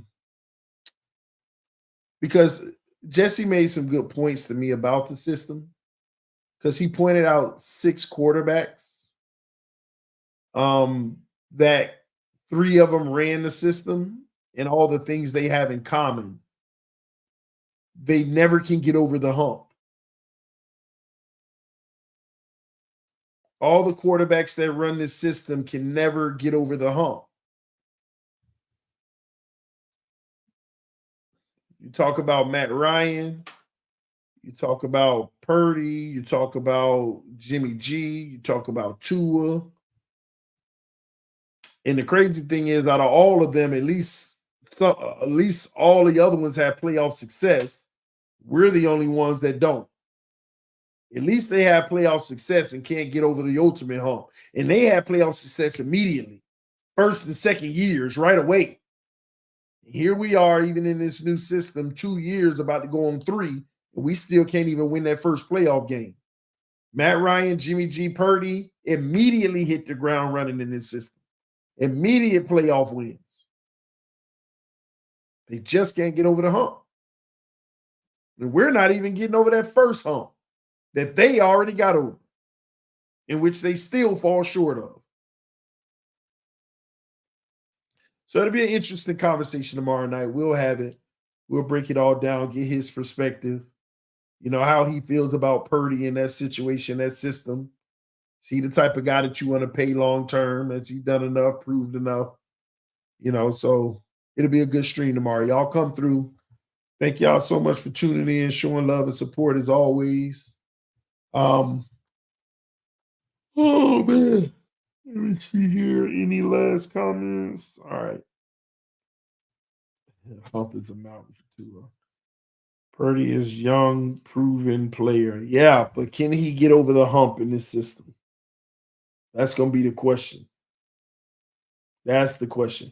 Like, has this system won a Super Bowl? I guess that's an important question too. The system has success, but has it won a Super Bowl? Guess that's the real question. I got to go back and see who else. All right, y'all. Cap, appreciate you, Cap. Thanks for coming through. JD the Great. I see all the mod squad, all the members of the channel. Thank y'all for the love and support. I'm about to go shower up and take me a good old sleep. Give me a good old sleep. Oh man, I will see y'all tomorrow. Peace. I am out. Man, 3.5 hours. Wow. All right, y'all. I'll see y'all tomorrow.